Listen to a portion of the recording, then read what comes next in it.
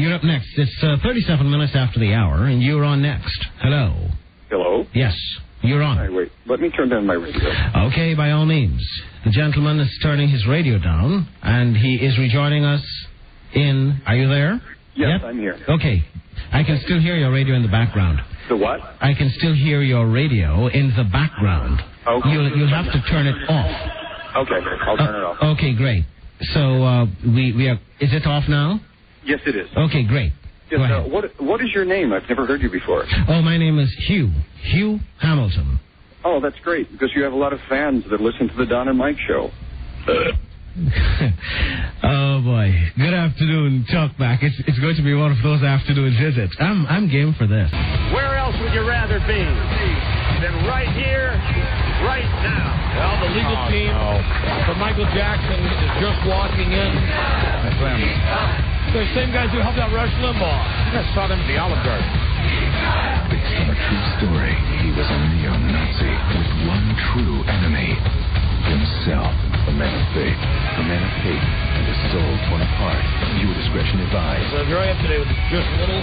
Hi, this is Arnold Schwarzenegger. I'm confused. And good afternoon, Mr. and Mrs. Hugh Hamilton, and all the ships at sea. And now here to share their award-winning whiskey sour recipe, it's Don Geronimo and me.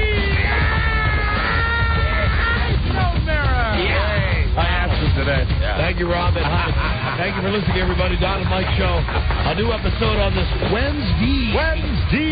November 19th. Right. And here's the number. Not only for this show, but for what I'm starting to do, the Michael Jackson Defense Fund. Yes. 877-365-3636. Hugh Hamilton. You're listening to us in Canada. 877 don't work there.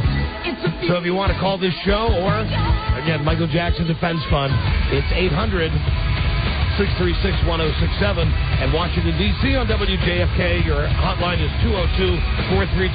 202-432-1067. Hi, Don and Mike. Buzz Burbank here. Hi there, Harry. Is anyone listening? Hey, what happened? Shut up! Did you wash your ass today? Someone called for a doctor? I did. So, Michael Jackson warrants for his arrest. Now let's move on with the show. Since, who's surprised by this? I am. I mean, I'm shocked. I mean, of course, we all are. Yeah. But on the other hand, it's like not really. Okay, so it only took them 15 years. I wonder if they found any pictures. Don't know. They haven't said yet. They had to find a lot of stuff because they had something like 70 cops going into his house yesterday, and then there was a report last night that the warrants for his arrest, and then they... Yep. Right, but he hasn't turned himself in yet, has he? No, he has not yet. He might be listening to our low-rated AM station in Las Vegas right now. Michael, if you're listening, I know you're negotiating your surrender, because that's what they're doing right now. They're negotiating his surrender. As he made many of those young boys do, negotiate their surrender. You know, in cases like that, how come they just don't go get him? I don't know if it's a jurisdictional thing, crossing state lines. But go get him. Yeah. But Mike, he's the king of pop. I know he's the king of pop. He's the king of pop. God. He can't just go get the king of pop. Neverland. I mean, you gotta call him and say, "Hey, King O Pop." Make an appointment to see the king. King O Pop. I say go get him. Boy, oh boy, no pun intended. I say that's trouble with a capital T. So anyway, that's the lead. And when I got to work today, they were having the news conference where the cops are saying, "Yeah, this is something we've been after him for a long time with this, and it had nothing to do with his album coming out." Right. The cops were saying this on TV. Yeah. You believe that? What? That it didn't have anything to do with his album? I think they were probably aware of it. They were probably aware of the fact that where his career was. Officer Matola. Yeah. Hi, this is Tommy Matola. Buzz? Yes. What is the absolute latest on this? Well, among other things, Santa Barbara Sheriff says that there may be other victims, and he's urged them to come forward. And we also know that 2 other search warrants were issued at the same time in Southern California yesterday, but they haven't been specific, the authorities haven't, about what they're looking for or where the searches were conducted. So we don't know yet what these other locations are, but they've looked at more than just the Neverland Ranch. Could this conceivably be the type of situation where you don't get any evidence revealed until trial? Where they wouldn't let you know what they had? In many cases, that's the best prosecution strategy. Right. Yeah. But either way, like I said, we should be shocked by this. Yeah, we really shouldn't. Michael Jackson arrested, okay. Right. Well, anyway, I'd like to point out that everybody in America is innocent until proven guilty. Except Michael Jackson. And Rush Limbaugh's happy about this. Oh, yes. Because all of a sudden, wow, Rush Limbaugh... Or is he? Rush Limbaugh says... Once again, a black man. Now, or is he? Yeah, or is Michael he? That's Jackson? a good question. Right, or is he? Or is he? Mm-hmm. Wow. So anyway, makes your head spin, doesn't it? He's arrested. All this going on at once. What I love is when they're doing the bulletin on CNN or Fox. We've been a hell of a couple of months, so stuff's just falling out of the sky. Yeah. Whatever the channel is where they got the banner, warrants for Michael Jackson. Mm-hmm. On one of them, I think it was Fox News, they had in the corner, they had him with this flowing Siegfried and Roy type mane of hair, right, and his big pale face and that big pointy nose. On CNN, while the sheriff was talking in one box on one side of the screen, they had video of Michael dancing in a box on the other side of the screen. There you go. That was just weird. And then one of the things the cops said during the news conference was they wanted to do this earlier, but he had so many people over to the Neverland Ranch for Halloween that it was inconvenient to arrest him at that time with so many other people there. In all seriousness, if this does, and it probably will prove to be true, I think you line up a bunch of adults that surrounded him and were responsible for some of these kids being at these parties that looked the other way while they knew this kind of stuff was going on. Well, there have already been questions about that, and that may have something to do with those other warrants. Mm-hmm. That's why I'm coming out today to tell you that I was touched. You were touched by Michael Jackson? By Michael Jackson. When you crawled into his bed? Repeatedly by Michael Jackson. Was there insertion? Not on my part, but on his part. Yeah. Well, yeah, that's what I was talking about. Don't worry. Don't worry. Don't get so defensive. Well, Mike, you don't protest too much. Not on my part. He touched me. Man with iron fist. No, none of that. Come on, he was such a gentle lover. Please. I hate to come out now against him because, frankly, he was a gentle lover. The best piece of ass I ever had. I don't care if he forced himself on That is so gross. He's just so gross. So powerful. God. So Joker-like. Man, oh man. And I'll tell you the truth. He got me the whole way through. So what I'm saying is I got what? The whole way through the transformation from black to white. Right. So I had the best of all of the Michael Jackson that you could have. I had Michael Jackson when he had the afro. Right. When he was just a regular black guy. You had him when he was in The Wiz, didn't you? Yeah, that's right. Very good. When he started his transformation. Mm-hmm. Then there was the whole Billie Jean phenomenon, mm-hmm. and he and I. Did you have him during Thriller? Stayed in touch. He was very busy. That's when he would go for more famous boys. Right. That's when he would go for. It was the Macaulay era. If I had to hear one more time, well, Emmanuel Lewis says this. Yeah. Emmanuel Lewis says that. Enough. Well, and he stayed childlike, so that was good. Did he ever accidentally call you Corey? Feldman, Haim? Yeah, any one of them. Either one. Corey Geronimo. Corey Geronimo. Anyway. Come back to bed, Corey. So Michael Jackson is arrested. And and this even knocks Keyshawn Johnson off the top. Not that Keyshawn Johnson has to worry. He just got cut by the Tampa Bay Bucks. That's all. But that's still getting paid though. Yeah. Last night, this is just one great thing, and we'll get to this Michael Jackson thing about having a kid who's now grown up and gone. Right. He's 18, he's off at college. Last night we got done with the show. I got in the car. I'm driving. Like 3 minutes after the show's over, phone rings because he knows the schedule. I pick up. Hey, what's happening? He sees his number down at college. He said, "Did you hear about Keyshawn Johnson? What's up with that?" Right. And just for a brief moment, it was like, now this is what the father-son thing is all about. The long-distance thing. That's right. It's the, hey, I saw this, and did you see this? And it was, something relatively obscure, if you look into the big picture. But, to those of us who watch football, it was big news yesterday. Major, yeah. Big news, and just a piece of advice from me to Keyshawn Johnson, and who am I to tell him anything? Right. Because I'm an ugly, hideous man myself, and I think he's a good-looking up-and-comer. The next time you're going to be interviewed on national television, on the day that you've been cut by Tampa Bay, when you're on every channel in the world, don't wear a basketball jersey and put your arms at your side as if, so you can see your pits? As if you are hugging, two people, as he put his arms around this big, gigantic couch that he had. Was it just pit central? Listen, and also... stretching, like stretch marks around his armpit area. It's not flattering. Really? Yeah, so my advice to Key, and I heard Dan Patrick calling him Key, which must mean that, in some strange way we're supposed to think that they're friends. Yeah. Hey, Key. Dan Patrick. Yo, Key. I would say that if I was like Dan Patrick, I'd say, hey, Key, throw a sweatshirt on. Something with sleeves. So this is a perfectly healthy player. No injuries whatsoever. No, and he's one of the more talented receivers in the NFL, and he's just a dick, so they say to hell with you. They don't get along. Right, so they cut him. And he can't play for anybody else. Yeah, they did an Opie and Ampy on him. Mm-hmm. That's what they did. Right. Oh, and hey, how about Infinity Broadcast? Yeah, how about this decision? How about the good people we work for? God, so many things are happening. Yeah. That just say no.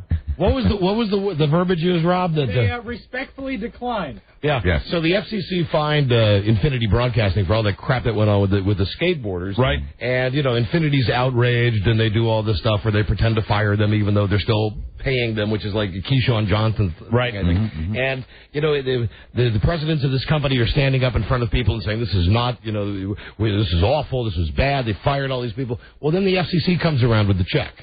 It says, oh yeah, incidentally, here's the fine. And Infinity's response was, it shows it wasn't that bad. We respectfully decline. Right. Now, I just want to tell you, this is just a brief look into my world.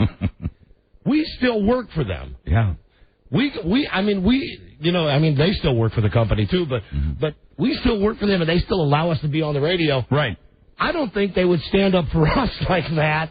No. If Hard Knocks were on the line. I don't think so. Anytime, much less if we were already out sitting on the curb waiting to be picked up by the garbage man. But does this work in any other? Can you respectfully decline a traffic ticket? I don't think so. I've never heard of it. No. This is a great new policy. Right. Yeah. We respectfully decline. Nice try. They're going to try it again on payday, I bet. Not really. But you're right. Respectfully decline. God, what a response. What a company. Yeah. What a place. Yeah, Michael funny. Jackson, Rush Limbaugh. Mm-hmm. Jesus. I did all my dumb guy jobs today also, too. You should know that I did all from your list. You go to the grocery store? Approved No, list. here's the thing. Here's what I did today. I did laundry. Uh-huh. Did 2 loads of laundry. You can handle that. Cleaned the kitchen. Loaded up all the stuff to go to the dry cleaners. Went to the dry cleaners, dropped it off, picked up the other stuff, and actually started making a grocery list today. And found myself saying to my wife, "You leave stuff around all the time."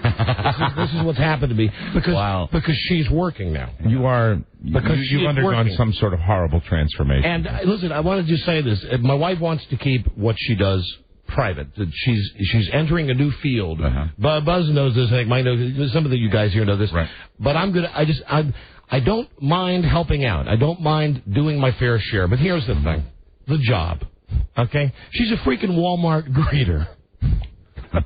She's a Walmart greeter. She's so good at it because she's so much younger than so many of the other greeters. I don't understand the hours. Yeah. That, and the fact that I now have to do the dry cleaning and the laundry and go to the grocery store. Is she at the 24-hour location? Yeah, some are open all year round. Yeah. But I will say this. I was out Christmas shopping for you guys, and she made me feel so welcome. Yeah, well, I appreciate you Christmas shopping at the Walmart. It's nice of you. Here's the only reason I mentioned that is that I said that to somebody a couple of days ago. Yeah. And I wish I could tell you who it is. It's one of the many salespeople here who I don't know. Just one of the tall guys. Okay. After that whole thing about don't talk to us, I've made a point of searching out these people. When I see them and saying hi and looking them in the eye and saying, how are you? So the guy, I'm talking to the guy, I'm coming up from the garage, and he said, so your wife's going back to work? And I said, yeah. I said, I'm pretty excited. And he said, what's she doing? And I said, I'm pretty excited about this. She's a Walmart greeter. and the guy said... Serious? Yeah. The guy said, oh, really? Which store? God. I walked away and said, somebody in Virginia. She's in a training program looking at the guy, and I don't know this guy. I don't want to say, hey, I'm trying to make a joke. Right. He didn't get the joke. Well, if they don't know you... Not that it's not a Walmart greeter. Not that it's not a fine career, but absolutely. Usually for senior citizens. That's going to be my stock answer now. Whenever anybody asks me why I'm doing this stuff because my wife is working, it's because she wants a career, and the truth is she waited the whole time raising the boy, 18 years, but now she wants to get back into the workforce, and I think it's fantastic that she's spending all of her time saying, hi, welcome to Walmart. Can I help you? My name is Frida. Can I help you? Actually, not can I help you. It's just a greeting. Yeah, that's right. It's just she doesn't offer help. Yeah. Hi, I'm Frida. Welcome to Walmart. How are you? And Hugs are great. And I love hugs. And I keep telling her that she should spice up her job. Like today, I said it should be, hey, welcome to Walmart. How about that Michael Jackson? Make it interesting. But Right. she said no, that they frown on. She can't get political. They won't let her do that. No, she can't. And I also said she should say, hey, hi, I'm a greeter at Walmart, and I'm from this country. Hi, I'm Frida. Hi, welcome to Walmart. Hey, somebody needs a new size of blouse. I've got my papers, but no. So anyway, that's what I did, and then this the Michael Jackson thing. Yeah. Wow. Hi, welcome to Walmart. Keep those rugrats quiet, won't you, please? Can you imagine if my wife really was a greeter at Walmart? If you got her on, She'd be the best. Those days. Hi, what do you want? What do you need? Come on, move it, Buster. I don't think I could ever be a greeter. What do you got, Buster? I want to modify my own lingo. I would want to reduce it to a syllable. Where somebody walked through the door and I go, yo. I like that. That's it. Just nod and go. That's friendly. Yo. See, but I don't need a greeter. That's one of my main complaints with the Walmart experience. You can communicate with yo in a variety of ways that will be able to express yourself. Like a hot woman comes in, it's like, yo. Yeah, sure. No, it's like the kids run by and the kids are like running and you go, yo, yo, yo, yo. So you'd be the yo-yo man. Yeah. You'd be the yo-yo guy at Walmart. Sure. Yo. Yo. I ought to think about that. So people, yo. if you would like, I'll mention it to my wife. Good. Ooh, yo. And maybe someday you can work your way into the program as well. Yo. Yo. Yo. That would be my standard one. Would it be just like, you point at them, you go, yo. Yo. Cool. But then with the kids, especially the ruffians, the ones that, all the urchins that hang out there. All the gangs. All the gangs that fester Walmart. Yeah, I'll take you out to the one in Manassas sometime. Yo, yo, yo. Right, like there's no gangs at Target, Mike. There are no gangs at Target. Of course there are. They're just better dressed. You know what? Target is like the gang headquarters. When you make a statement that is completely baseless, it hurts me deeply. Well, how do you know that there are gangs really at Walmart? Because I've been attacked. Like I was attacked by Michael Jackson? Is that the same? No, it's just so, Target is just so different. Are we going to go... No, this is one of our better ones because it really is... You know what, There is no comparison. Walmart is superior. No, you're absolutely wrong. If given the choice, and your quality items at Target are so superior. You can get dog food at Walmart. Hold on. Let me just say something here. You can furnish your house at Target. You don't. Yeah, if you like living in cardboard. No. Yes. No, they've got the word stuff there. Here's the thing. All you Target people are snobs because you think... Yes. Because you think... We sit atop the mountain. Because you think it's quality. It is quality. For you. Walmart, Target, dare I say it, Ames, they're all really the same. They're all really the same. Oh, you amuse me. It's how it's positioned. Possibly. I am talking about... Let me explain what I'm talking about here. The shopping experience. And that is what I would say with Walmart as well, even with the greeters that I hate, but I would admit for most people is a nice thing that they like hearing. Target takes their store, they put their little sections together, their clothing. How many times you wear one of those T-shirts before it falls apart? I have T-shirts from 35 years ago that I purchased at Target. 35 years ago? Before it was even in existence as a store. And I go into Target, and it's just so perfect. Well, in every way, you can get whatever you need. I feel the same way about Walmart. Furniture. I have bought furniture at Target. Outdoor furniture. Good stuff. No comment. And it's not like... No comment. It's not like Walmart where a big tractor trailer backs up and S's out all this right. It's junk. not like living in the ghetto going to Walmart. I mean, well, we're moving on up. Where the truck from Walmart the east side opens its big doors and just poops out whatever the mass purchase is of the day. Hello, welcome to Target. Thank you, yes. Welcome to Target. Look at these lovely designer items we have, especially like for summertime when you want to get outdoor iced tea glasses made of plastic.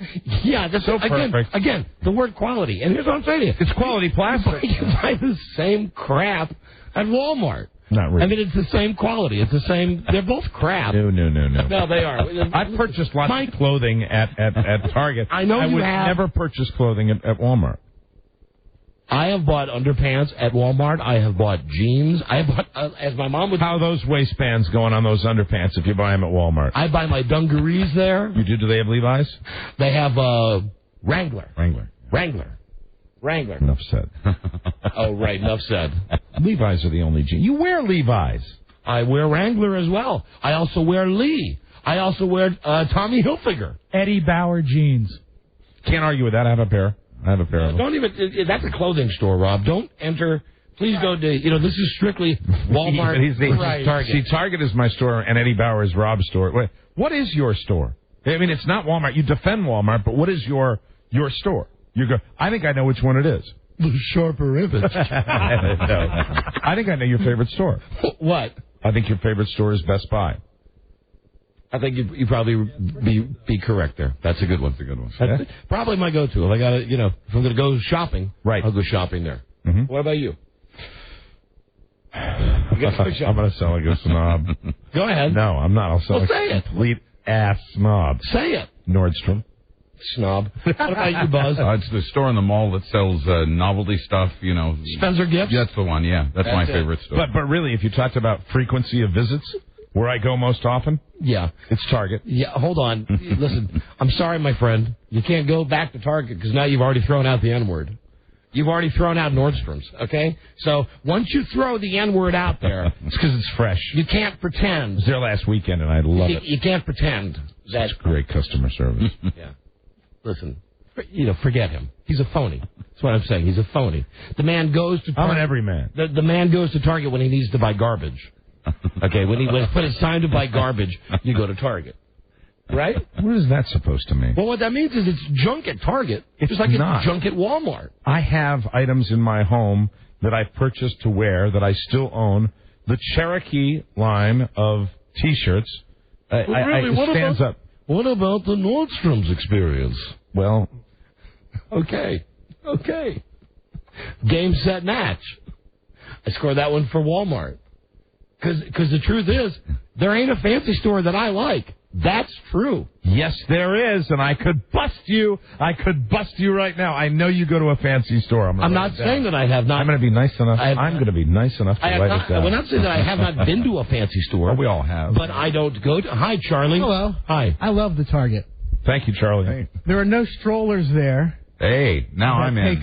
Need I say more, Mike? Look who your star witness is. Bingo. Yeah. Where you got... I bought a suit there, yeah. Well, that's what I mean for good stuff. That's you go to the good places. Right. No. But here's the thing. If I throw that out there, it's going to be all over. I'll say that N-word. Neiman Marcus. I bought a suit there because I lost some weight. That's why I went to Nordstrom. But because I lost some weight. You ask my wife. You call my wife up, and I'm telling you right now, and I'm proud of this. I do not dress like a grown-up. I'm very proud of the fact that I'm sure I don't. You probably have twice as many dress clothes as me, 3 times as many dress clothes as me. I think the average person probably does. I've recently purchased some dress shirts. I don't dig dressing like that. I enjoy the fact that because we do what we do, right, I can dress like an idiot. Like, look, hi. Here's my first example. Hi, Joe. How you doing? Joe. Joe's got a distinct style. Yeah. Walmart is evil and un-American. Oh, Joe. So don't shop there. Joe, you're killing me, Joe. Joe, what's wrong with Walmart, Joe? They bully American corporations into lowering their prices so low that they have to get the products made overseas and in Mexico, which costs the average American jobs. Mm-hmm. I don't know about all that, but Amen. Target's a lot neater. Hey, we're all in here. Yeah, and I hate to pile on, but with the exception of clothes, and I can't back Target's clothes. Okay. But it's a better store. It's cleaner and it's friendlier. It's right. Target, yeah. It is. It doesn't have that Walmart smell. All right, Buzz, where do you line up? I do actually shop more at Walmart because it's more convenient. Just pick one, Buzz. I like Target better. It won't hurt my feelings. Yeah. Okay. You like Target better? Yeah. It's a nicer store. Well, we have a corner. Most fags do. And here we all are. His back is to the wall. Pull out the gay card. Of course. That's right. We all basically go to Target and then have sex. Do you accept a gay card? They do. You know what? I just wish I could flip you on this. We accept the race card. The gay card. The gay card. Hard card. I'm just trying to think. The tard card. Where the house where? Oh, God. Let's see. Hold on. A couple of calls. Right out near where I live. Hello, Don and Mike show. Hello. Hey, Don. Yeah. Mike. Don and Mike. Hi. How you guys doing today? We're doing very well, thank you. Dude, I'm having a bad day, Don. I need your help. Is this Michael Jackson? Nah. Listen, my boss fired me because I respectfully declined to go in today in the rain. Okay, Hey, Don, yes. on top of that, I need you to recap yesterday's show because I got locked up.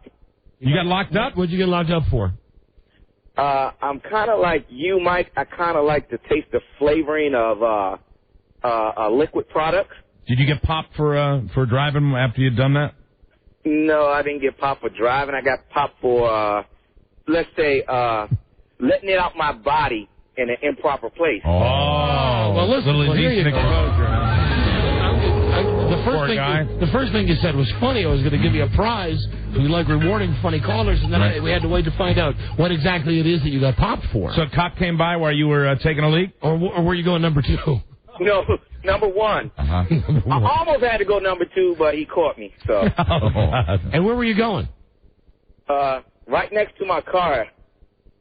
On the side of the highway. Yeah. I've done that. I've done that many times. When I'm not drunk. We all have. You ever done that? You ever done this move where you're driving on a stretch of road where you just think, God, there's not a McDonald's, there's not a gas station, there's nothing, and finally you pull off this has happened to me. You pull off on a side road and there is not another car for, as far as the eye can see. Right. And as soon as you pull by the back of your car and you whip it out, that's when the Griswolds come driving by. And, it's like, hey, oh, my God. Most people are cool, but I mean, at one time I had these people that were, walking into the parking lot and just freaking out. And I had to go. I had to go. And, saying, what's the big deal?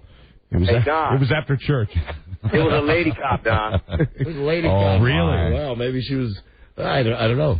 Maybe she was giving you a compliment. Well, I guess, when she said, hey, what are you doing? I was shaking it, and I turned towards her to show it. So see, there's your mistake. You didn't stuff it into your pants? Did you really? Nah, I've been drinking. I was shaking it, dude. Yeah, you've been drinking. Shaking it towards her? Well, the more you say, the more the client's going to be love being wrapped up in you and all that you bring to the show. Congratulations. You've won the National Lampoon Ultimate Vacation Collection. Perfect. Now available on DVD, plus a $50 gift certificate to Outback Steakhouse. Maybe you can get wasted and take a leak there. Tonight at 8, 7 Central. It's National Lampoon's Thanksgiving reunion. But wait, there's more. You've also qualified for something else here. Oh, yeah, it's something good. On Friday, we're giving away 2 round-trip airline tickets to anywhere in the continental United States to escape your family after Thanksgiving. So be listening to the show on Friday. That's good. All right, thank you. Sweet, dude. I love you guys. Love you. Thank you. Thank you. It's a good man. Stop whipping it out in front of lady cops, though. Lady cops in that circumstance probably be tougher than men cops. Yeah. I would think so. Yeah. I mean, it would be a difficult situation. It really would. And what if she got a good look at it and she was... Oh, put that away. You don't want that. Come on, Thimble. Put that away. Oh, you look like one of Michael Jackson's boyfriends. Get out of here. Michael Jackson is arrested. Yeah, well, he will be, yes, when he turns himself in. You know what? I hate this. I hate anything like west of the Rockies when it comes to law enforcement. Because it's always this crap, this BS, where they do this whole show. It's like a show. Mm-hmm. I don't get it. He's a child molester. Go pick him up, arrest him. The F is going on here. I don't get this deal. He's cutting a video. We're going to allow him to turn himself in. Yeah. We're negotiating his surrender? What is he, a foreign country? And they want his passport, right? So that he can't leave. Michael, please turn in your passport. Okay. Negotiate. So it's going to be another, one of the reasons he's effed up to start with, it'll be exactly the same thing the way they arrest him. Instead of just putting the cuffs on him, putting him in the back of a cruiser, taking him to jail, it'll be this big entourage camera crap, which is part of the problem. Oh, my God, I just thought of something. What? I just thought of something. What? How is Roy going to react to this news? He won't know. I don't think he'll know. He won't. I hate to break this to you, but he probably is unaware of it. Yeah. Unaware of a lot of things. I don't think he's... But what I know, but I understand. But what if someone, what if Siegfried went to the hospital and said... You should be more concerned about Siegfried. Siegfried? Because he's probably more... Conscious enough. I don't think Roy's conscious. To be frightened. But Michael's had Roy. Michael's had Roy. Because Roy rhymes with boy. You don't know that. Sure I do. Well, we'll see when the pictures Siegfried always said no. Roy's, I'm your boy. God. I'm your boy. Everybody in Vegas is doing it. Having anal. We got a break on a very wacky day. We'll be right back. This is the Don and Mike Show. That's all we had when I was a kid, Robitussin. No matter what you got, Robitussin better handle it. Daddy, I got asthma, Robitussin. I got cancer, Robitussin. I broke my leg, Daddy, poured Robitussin on it. Yeah, boy, let that tussin get in there, boy. Yeah, boy, let that tussin get on down to the bone. Yeah, the tussin ought to straighten out the bone. It's good. If you run out of tussin, put some water in the jar, shake it up, more tussin. More tussin. The Don and Mike Show. A kind word need not cost much. With half a loaf of bread and an empty cup, I found myself two friends, Don and Mike. Right. Hello there, Don and Mike Show. Hello. Hi, Don. Yeah, Don and Mike. Hi. Don and Mike, it's me. It's the King of Pop. All right. Hello, Don and Mike Show. Hi. How are you today? Oh, we're doing great, thank you. Good. Love the show. Thanks. I heard on the news a few minutes ago that Michael Jackson is negotiating his arrest. Yes. He wants his name changed to the King of Cherries Popped. Oh, dear. Here we go. I understand from Joe during the break that he is being deluged with Michael Jackson jokes. Yeah, well, of course. They're, really coming out of the woodwork. Boys' pants 50% off. We've heard we've heard them all. What's it? When you're crying, hey, Don. keep them from crying. Hold on. You have to do one thing. What was your joke, Mike? What's Michael Jackson 10? What? 2 5-year-old boys. Yeah. Stand in front of him and dance. Really? Yes. And he starts crying. His tears turn to laughter. And he starts happy. He smiles. Yeah. And do you do your moonwalk with him? Yes. His tears turns to laughter. Are you guys still talking about Walmart? No. We're gonna move off that for a second. It's been settled. Thank you, though. Thank you guys. Have a great day. Not that your call is not important to us, Of course. but it's really not. Before we get to the entries for the dinner on the Mayflower contest, right? We're getting a lot of those. Don and Mike Show at WJFK.com. Right. I want to mention the other thing we're doing. Probably need that. Right. Oh. Right. There now. That'll be the other Right thing we're there. doing. Here. About the Jeep. It's a new Jeep. The 2014 Liberty Sport 4x4 from Ferris Jeep on Fairfax Circle. Got some equipped high bucket friggin' seats and a light 4-wheel brakes, fog lamps, 3.7-liter power technique engine. Set of windows, gas, aluminum wheels, a customer preferred packages 2TV and 26B. It's the Jeep Liberty Sport 4x4. Now back to you, Don. Well done, Mike. Wow. Boy, well done. I lost it for a second. If Robin had Rob, we got to get that. That's got to be one of the presets. Yeah, you knew. You just knew. You caught me sleeping. You got to give it a number now. For the next couple of weeks, we got to. All right. So, as you know, I've got a sheet here with 50 tapes. Right. That are in this little machine. Let's see. I think no, I don't. Ass play. No, that's a good one. Got to keep that one. Got to keep that one too. That's a good one. Hey, Howard, there's your Chinaman. Of course, you have to keep that. Of course we do. No, he's not retarded. Right. That's a great one. Yeah. How about this? This one? I'm doing away with it. No, but I'm thinking, what if we go? We have tape of one of the boys had a sleepover. I think there's a lot of ways that tape can work out for us. Sure. How about this one? Have I told you you're my favorite? I like that, though. But how often do we play that one? Not enough. What about F you, white trash. You don't need that one. All right. There's two right there. Make the new car thing number 34. If you're scoring at home, congratulations. Okay. It's number 34. So now I just hit the button and do it. I'm set for it. What, Mike? Nothing. It's a brand new. Just hit the money. I mean, I just hit the music. Yeah. Just hit the music. That's all. Just a test. No need. You're ready. You already proved it. I have. Tiger, you were ready. I scurried for it. I dove for it. We're also giving away, as Mike said, the 2004 Jeep Liberty Sport 4x4 worth over $23,000 from Farish Jeep. www.number4farish.com. We'll give away a key later on today's show. Listen, besides Michael Jackson, the other story, at least here in Washington, D.C., where we do our show from, and good 24 last night. Yeah. Solid 24. Don't watch it any longer. Buzz had a question. Buzz and I were chatting before the show today. The standard rub down before the show, talking about Michael Jackson. The mini massage. And we got excited. We work out the kinks. Yeah. Buzz didn't get to see the first 12 minutes of 24. And then this is troubling because, as you know, Buzz has his program grids and tapes everything and watches everything. So you had chaos The whole system came tumbling down last night. You had a little overlapping? Is that what happened? Yeah, I had a little satellite problem. So Buzz, because of the rain? So in the dark last night, I was up on my roof. So Buzz said to me, in the first 12 minutes, the question was, what is it that the president's doctor, his new girlfriend, what is it that her ex-husband has that could hurt the president to the point... The president's doctor. Okay, you're talking about the show. The lady, right. Doctor and girlfriend, yeah. So what does her ex-husband have on David Palmer? Yeah, what? And because David Palmer's brother wanted to take the bribe, and then they said no, and Buzz asked me, what was it that they had? And they're paying hush money, we don't know why. And that's what I said. I don't know. Yeah. I don't know. So he asked me, and I didn't know. If anybody knows, Buzz would probably appreciate hearing that. Yeah. Is that show still hot?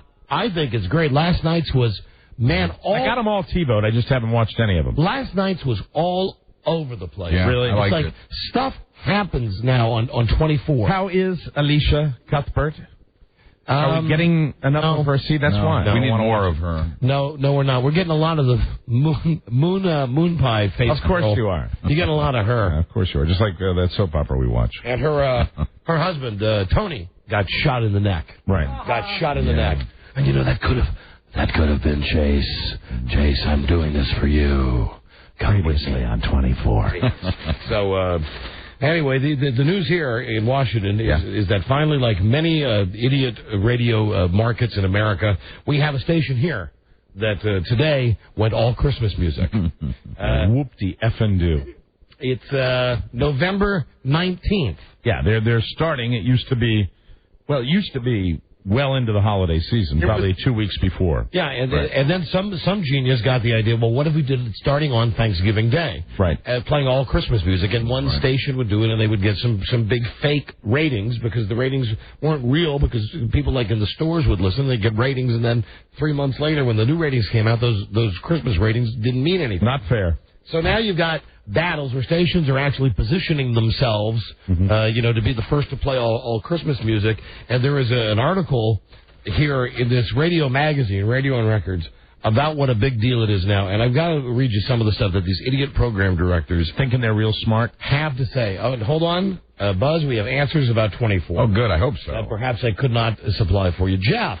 Yes, how's it going? Jeff, hey, you got the answer for Buzz? I got the answer for you. Okay. Yeah, apparently her ex-husband was put on trial for some kind of drug scandal, and she said that she didn't know anything about it. Now he's going to say that she did know about it. She perjurized on the stand. And when was that in 24? I watched it last night. I didn't catch that. No, it was in like 2 weeks ago. But I got to tell you, I'm not really happy with the season this far. Okay, all right. A disgruntled viewer. F you. Hello, Don and Mike show. Hi, guys. I love the show. That guy's a tart. Right. What really is the case is she's a doctor, and she faked some clinical trials on the drug, and he's threatening to bring that to the forefront. And when did they mention that? They've mentioned it a couple times. They mentioned it in the first part of this episode, and I think at the beginning, end of the last episode. All right. Yeah, Thank you. They mumble a lot on that I don't know, show. Buzz. Maybe you're dumb like me. Yeah, maybe. I don't know. They mumble on a lot of TV shows, or I'm going deaf. No, they're mumbling. But Buzz, see, this is the difference between Buzz and I. Buzz watched that and thought about it afterwards and thought, well, now, what is the secret? Yeah. I watched. I didn't have 12 minutes that was deleted. And you didn't care. It's better to do what you do. And they got some secret. Go along with the ride. And that's what you did. That's what you should do. They got some secret. So this radio station, like all these stations, has gone all Christmas. Yes. Oh, and not unusual around the country now. And Thanksgiving now is just a week away. And I was counting that we have Wednesday, Thursday, Friday of this week. And then next week, we are on Monday, Tuesday, and Wednesday. And please, everybody, be a dear and allow us the Thanksgiving holiday and the day after off.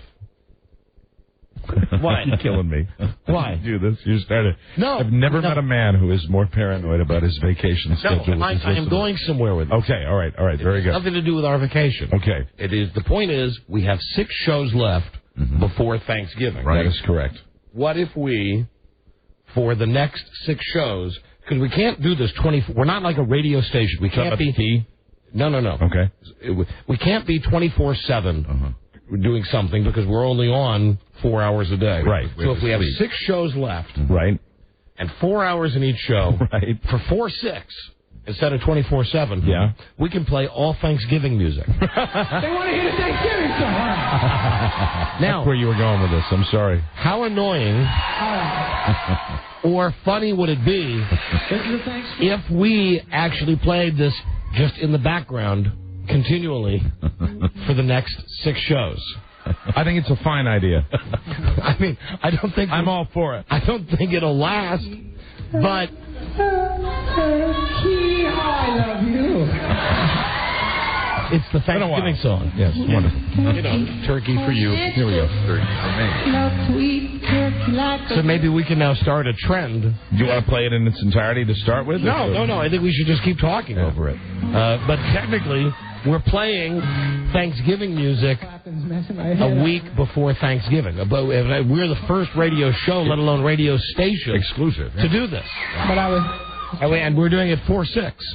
All I hear. Instead of 24/7, we're doing it 4/6. Driving me insane because I'm trying to listen to it now. Well, see, after a while, it'll just blend in and it'll be part of the fabric of the show. And you'll know when you turn on the Don and Mike show, thinking, hey, now these guys are smart. It's 4/6. It'll generate a real spike in the ratings. Yeah, I think so. Other stations will follow. I believe so. Of course, the spike will be in a downward direction. See, now we're operating at a little bit of with limited resources because, as far as I can tell, this is the only Thanksgiving song that I know of. It's the only one I'm aware of. Yeah, I don't know any of it. Well, what's that? No, the Dan Fogelberg wouldn't. No, that's the New Year's Eve song. It's like a Christmas. Same old lang syne. Yeah, no, this is it. Plus, it's better if it's just one song over and over. And after a while, it becomes woven into the fabric of the show where you don't even notice that it's there, but subconsciously, somehow you now associate the Don and Mike show with Thanksgiving. Rightly so. And what happens is that at one moment, I know it happens to you every once in a while and me, when you just don't have anything to say, and I look at you like you got to fill it, or you look at me like you got to fill. And we have one of those blank moments, and we got this. You just. Turkey for me. Can't believe Tyson gave that girl BD. But it's just there. And I mean, here's okay. Funny now doing it in this context may be funny, but imagine during the news, It's been so long since I've heard it. I'm struggling to hear it though. Well, that's good. That's part of the charm of it. That's a great thing. Over the 6 days, you'll hear pieces of it, and eventually you'll have the whole thing. I mean, even like if we get to the Jerry Lewis tapes today, sure. While we're playing the Jerry Lewis tapes, we'll have Adam Sandler in the background singing the turkey song. You'll hear this in the background. How annoying or funny would that be? It's a little bit of both, I believe. I think so. And the question is here: how much would be too much? How much will be well received, and how much will make our listeners extraordinarily angry? There's only one way to find out. Because you know me, I never met anything that I think is funny that I don't like just running into the ground. And you too. I love it. So what we should probably do is just ignore the fact that this is playing. That's going to be harder for me than it is for you, obviously. And continue with the show. What? Continue with the show. Okay. Now, Rob, can I put this on continuous so it just plays this? It's a single. I think the best thing we can do is we can put it into the instant replay. And loop it? And loop it. So we're gonna have to do it manually all day today. We'll see.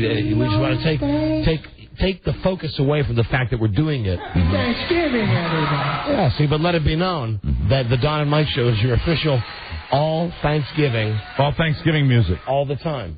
The Thanksgiving song. Thanksgiving music. It should be seamless. They want to hear the Thanksgiving song. See, I just had to re-cue it again. There it is.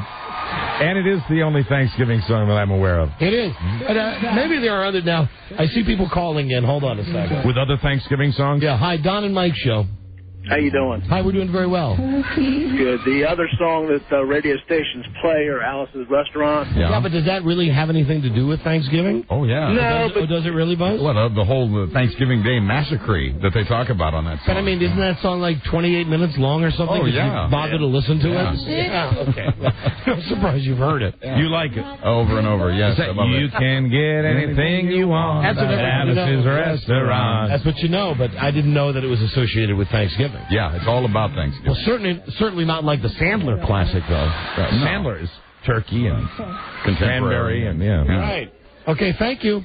All right, hey, thank you. You guys kick ass, man. See you later. Thank you. Take care. Bye-bye. Hi there, Don and Mike Show. You're all Thanksgiving station. Yeah, I like it already. My radio Thanksgiving gods. How you doing? Hi, we're doing very well, thank you. Listen, I had one real quick statement and then something to tell you about. Sure. Walmart did give us the ladies of Walmart, and Target has not yet done that. Very true. Well said. Yeah, we need the ladies of Target. And? And I was driving in Southern Virginia this weekend. Yes? I got pulled over for 3 tickets. Okay. The guy asked me, hey, you know why I'm pulling you over? I said, no, sir, I don't. He said, you don't have a front license plate on your car. Boom, there's one. Right. Don't have your seatbelt on. Boom, there's 2. At any point did you start going number 1 like the other guy? Otherwise, there's really not a point to this, is there? Not yet, but it gets better. The third one was I had my daughter's necklace around my rearview mirror. Bam, 3 tickets. He comes up, starts to, hands me the tickets. I sign them all. I hand them back to him, and as he's trying to hand them back to me, I pull off. He pulled me over 100 yards later. Shock, and you're surprised by this? A cop is... Well, he's trying to hand you back the tickets. What did you do? Why'd you do that? You idiot. When are we going to see you on Cops? Wait a minute now. He pulled me over, sat there in the car for a couple minutes, comes walking back up, and gave me a ticket I said, thanks for being a prick, and as I drove off. So he gives me you're getting deeper and deeper here. All right, listen, I don't know if you're shooting for a prize here or what. No, he gives me a ticket for disrespecting a cop and for littering. I said littering, and it was beyond me. I'd had a couple drinks, and it was beyond me that he was trying to hand me the damn tickets. I didn't know that he was handing me the damn ticket. So when he gives me the one for littering, I said, littering? I said, hell, you had your own vehicle. He arrests me. Well, you'd been drinking. You called the cop a dick. I didn't get the litter thing. You drove off when he was handing you the tickets back. By dropping the tickets, the cop wrote him another ticket for litter. Right. But you were wasted. No, I wasn't. I'd only had a beer and a half. I was down at my son's football game. No, seriously. A beer and a half. Those tickets respectfully declined to pay them. How many tickets did you end up getting? I ended up getting 5 tickets, and his superior officer laughed at him for arresting me because, I wasn't drunk. There was nothing. I did not know he was handing me the tickets when he was handing them to me. All right. Well, thanks for sharing. Why did you feel the need to call our radio show with that? I wanted to talk to you about the ladies of Walmart first of all, and just let you know I got arrested. Shut up. Jesus. Citizen of the week. God. Hello, Don and Mike Show. Hello, Don and Mike. Hi. Hi, this is Jay out of Delaware. Hi, Jay. Right now you got about 20,000 a-holes thinking they're listening to 2 different stations because of the turkey music in the background. No, trust me. Trying to tune you in better. It's a subconscious thing.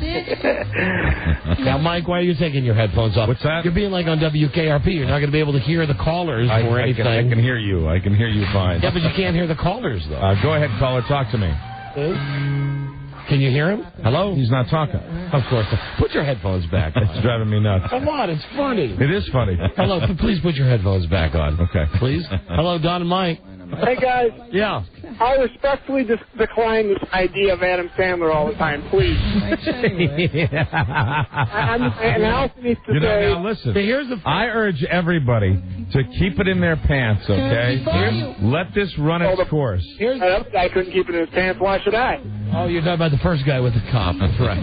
Or the guy that was taking a leak. Right. I once saw a movie. I believe I'll take the heat for this. Yesterday, Mike took the heat for Make Us Laugh. Right. And I'll take the heat for this. And you'll take the credit when we have that incredible ratings bump. That's right. When people realize. Based on playing Adam Sandler. Because we're playing Thanksgiving music. 24/7. No, 4-6. 4-6. 4-6. See, which had nothing to do with me being paranoid about vacations. Yeah, of course. Just trying to set up the fact right. that we only have that many shows left. I understand. If it was me, I'd come in on Saturday and come in on Sunday for 4 hours just to play the song for you. To play Thanksgiving music. Just to play Thanksgiving music. Hey, 4-8. But the station has got other programs that they have to run on the weekend. What? The station has other programs. Mike, you can hear me fine. Yeah, I don't know why I'm having problems with this.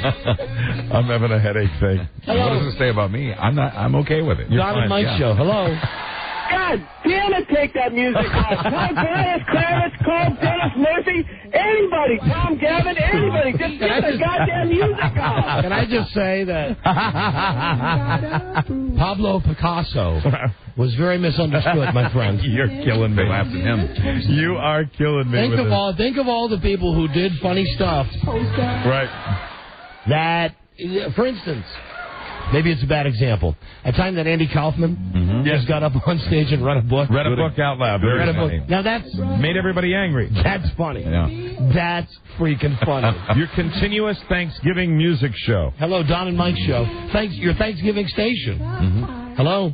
Hello. Hello, Don and Mike. Hello, Don. Yes. This is Stephanie. Yes, Stephanie.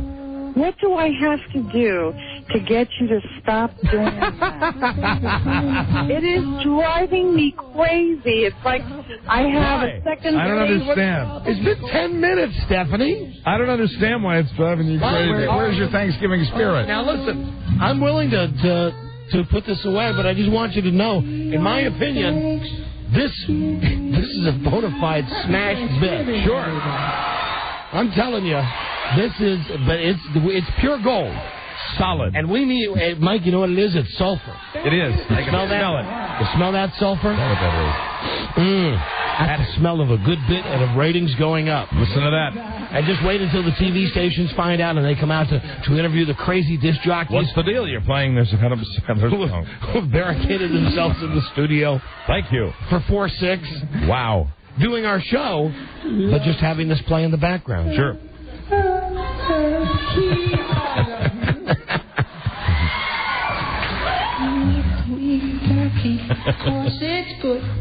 Or perhaps I'm using this to illustrate how stupid it would be for a radio station to play all Christmas music starting 37 again days before Christmas. Or maybe I just do really think this is a goddamn funny idea. You know, nobody can crawl inside your head and know what your motives are. Oh, there's plenty of room in here, Mike. There's lots of room in here. Hi, Don and Mike show. Hello. Hello, sir. I can't wait to hear the final word read over this music. You want to hear, the Craig Wilson? Oh, yeah. All right. Yeah, absolutely. Yeah, okay. Thank you, sir. You rock. Hello, Don and Mike show. Yes, vote. Hello. For the love of God, you've got to turn that song off, or I'm going to swerve my car into oncoming traffic. Now, listen, here's my point. How come all these radio stations playing this Christmas music, how come people don't have this reaction to that? Because we turn those crappy stations off. We're listening because we want to hear you guys, not the music. I'm telling you that... Well, I think that there's a major difference. See, listen to you. It's already in his house. Listen to you. I've already won you over with this. Okay. That's right. Bye-bye. All right, we're going to go to a break. And maybe we won't be 4-6. Okay? Maybe we'll be 1. Well, I think the difference between the Christmas stations... 1-6, maybe. It would be like... 1 hour out of 6 shows. You know, whoever's over there was talking... over the Christmas music, you see. Makes it funnier, though, that we talk over the Christmas music. I understand. We're a talk show. Well, I mean, I was just saying that's the difference. I know that's the difference. Yes, But it's a stupid idea, just like the radio station playing Christmas music today is a stupid idea. And you're mocking them. Yes, but also I think that this is something fabulous. This is the next great radio idea. I think I'm having a mini stroke. Call Liddy. What's the matter with that music? Continuous Thanksgiving music. It's our gift to you. During this holiday season. It's our cornucopia to you. Jesus. And the headline in the trade magazine about the Christmas music on the stations, how much is too much? And this is a question that I feel we can answer. The Christmas music conundrum and programmers... Conundrum and programmers who have solved it. Whether it's flipping for it, dabbling in it, or just avoiding it altogether, almost everyone in radio has an opinion about Christmas music and whether it's right for their station. Listen to these program directors and what they have to say. They have all of these guys were in radio stations that have gone all Christmas music all the time. Last week. They did it last week. Yeah. Let's talk to man. I hope someone's getting a press release out on this. They should. This should be in the paper tomorrow. That we are going all Thanksgiving. Happy Thanksgiving, everyone. Until Thanksgiving. Yeah. What the hell? Until people drive their cars into the studio. 4-6. We'll be right back. This is the Don and Mike Show.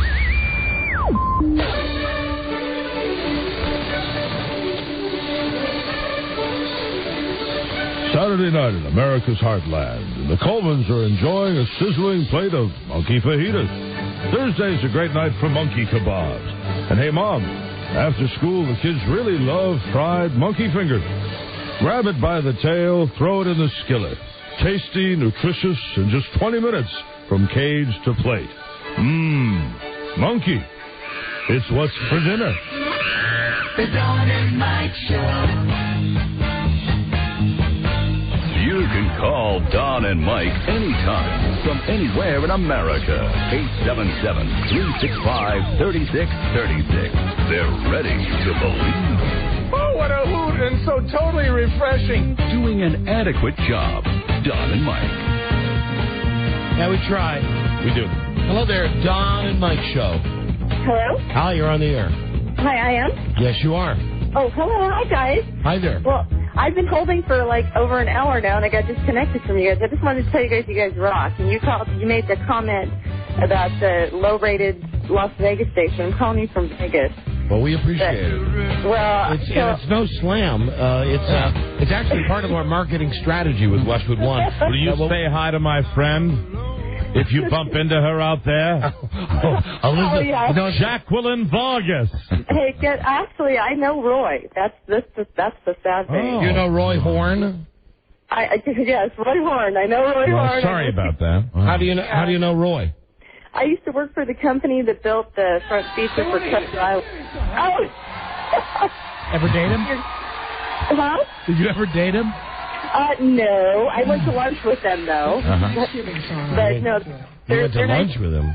Yeah. I was the... What did you eat? What did he eat? Not him. Hey, I was calling to see if you guys could kick me a prize. Let me tell you my story real quick, because I know you're busy. But you guys make me laugh, and I've listened to you from the first time I heard you. I'm a single mom. Come on, Mike. It's funny. Come on, it's funny. And I've got it on the channel so that even the people calling, they can't hear it. They just think it's a regular show. Oh, okay. No, I'm a single mom with 2 little girls. My husband used to beat the crap out of me. He's a turd. And I'm just moving into my brand new apartment and trying to get things settled. And thought I'd give you my little sob story, but... Do you have any coffee for her? Who? We're going to give you a prize. Okay, right on. This is something for a poor woman. Single mom with 2 kids moving into her apartment on her own after her husband abused her. Well, something appropriate for that. Looking here, I don't see anything that's appropriate. How about if we just we do this every once in a while. We go into the Don and Mike, our own personal vault stash. Yeah, and let's. I say we buy her a carton of Marlboros. Would you like a carton of cigarettes? No. You don't smoke? No. It might be Vegas, but I don't smoke. Okay, let me see. What else? Do you like beer? Oh, we can't give away beer. We're not allowed to. And really, to be honest, before I give any prize away, I'd like to. Not that I don't doubt you, I'd like to hear your husband's side of the story. Oh, his side of the story. His side of the story, yeah. Because, I mean, we can appreciate the fact that you've had some hard times and you're trying to turn your life around, but at this point, you're prostituting the fact that you've had these problems. Trying to get a sock puppet or something from us, a T-shirt or something from us. Well, the T-shirt's so easy on me, okay? I'm doing the right thing. You're doing the right thing. Who is the celebrity you most resemble? You want to know what I look like? Well, I do. Let's see. You do? Okay. I do. I don't know. I'm trying to think. You're listening to the All Thanksgiving Show. I know, for the and that next music. 6 days. The music is killing me. God damn it! I'll take my clothes off if you'll turn it off. Who is the celebrity you most resemble? Probably across. Okay, I'm half Japanese. Ooh. So across, yes, I'm half Japanese, half Caucasian. So I'm a cross between. I kind of look like. I've been told I look like Catherine Zeta-Jones. Wait, can I ask you a very personal question? Yes. Which direction does your place go in? You know what I mean? Is it horizontal or vertical? Don, that's a senseless stereotype. It's a myth. That is wrong. Come on, Don, work with me. I tell everybody about your show. Yeah, I'm coming around on her. Work with her, Don. I like me the Asian Caucasian mix. Yeah, listen. Are you a hottie? She's nice I'm enough. a hottie. Yeah. But we're not doing Queen for a day here. I understand. I mean, we applaud. Ladies had a little tough luck. Don't you understand? Where's your soul, man? Where's your soul? My soul? No, I was talking to Don. He's talking to me. Yeah. Look, I believe I've shown my soul. I believe I'm the one that stepped up and said that we need Thanksgiving music. Right. 6'4". You got the spirit. I stepped up. I am. Everything's copacetic, trust me. And I'm 5'5". I have very light brown eyes, and when I'm pissed, they're green. And I have light brown, reddish hair, and it's long, all one length. How about if I sent you, if I went like to Price Club or Costco, and got you one of those big gigantic things of paper towels, where you get one of those things, and I mean, it's got 24 rolls of paper towels. That would be a nice. Everybody needs paper towels, right? Yes. What is your first name?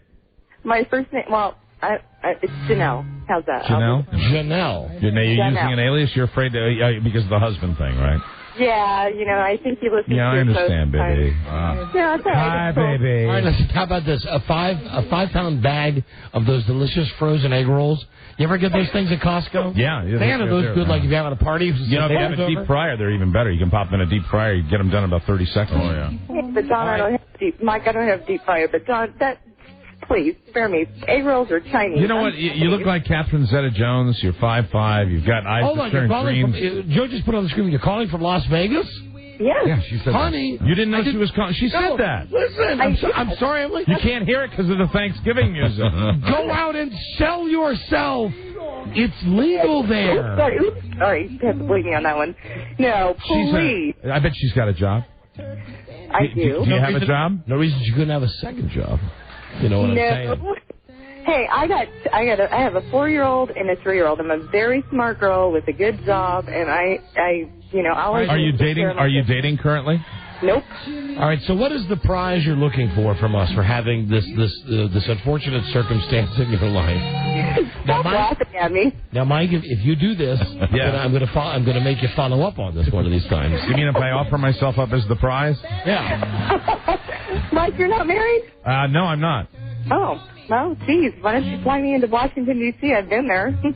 Yeah. Okay. Sure. The next flight. What are you gonna do with What are you gonna do with the kids? What for? Oh, their dad has them half the time. Okay.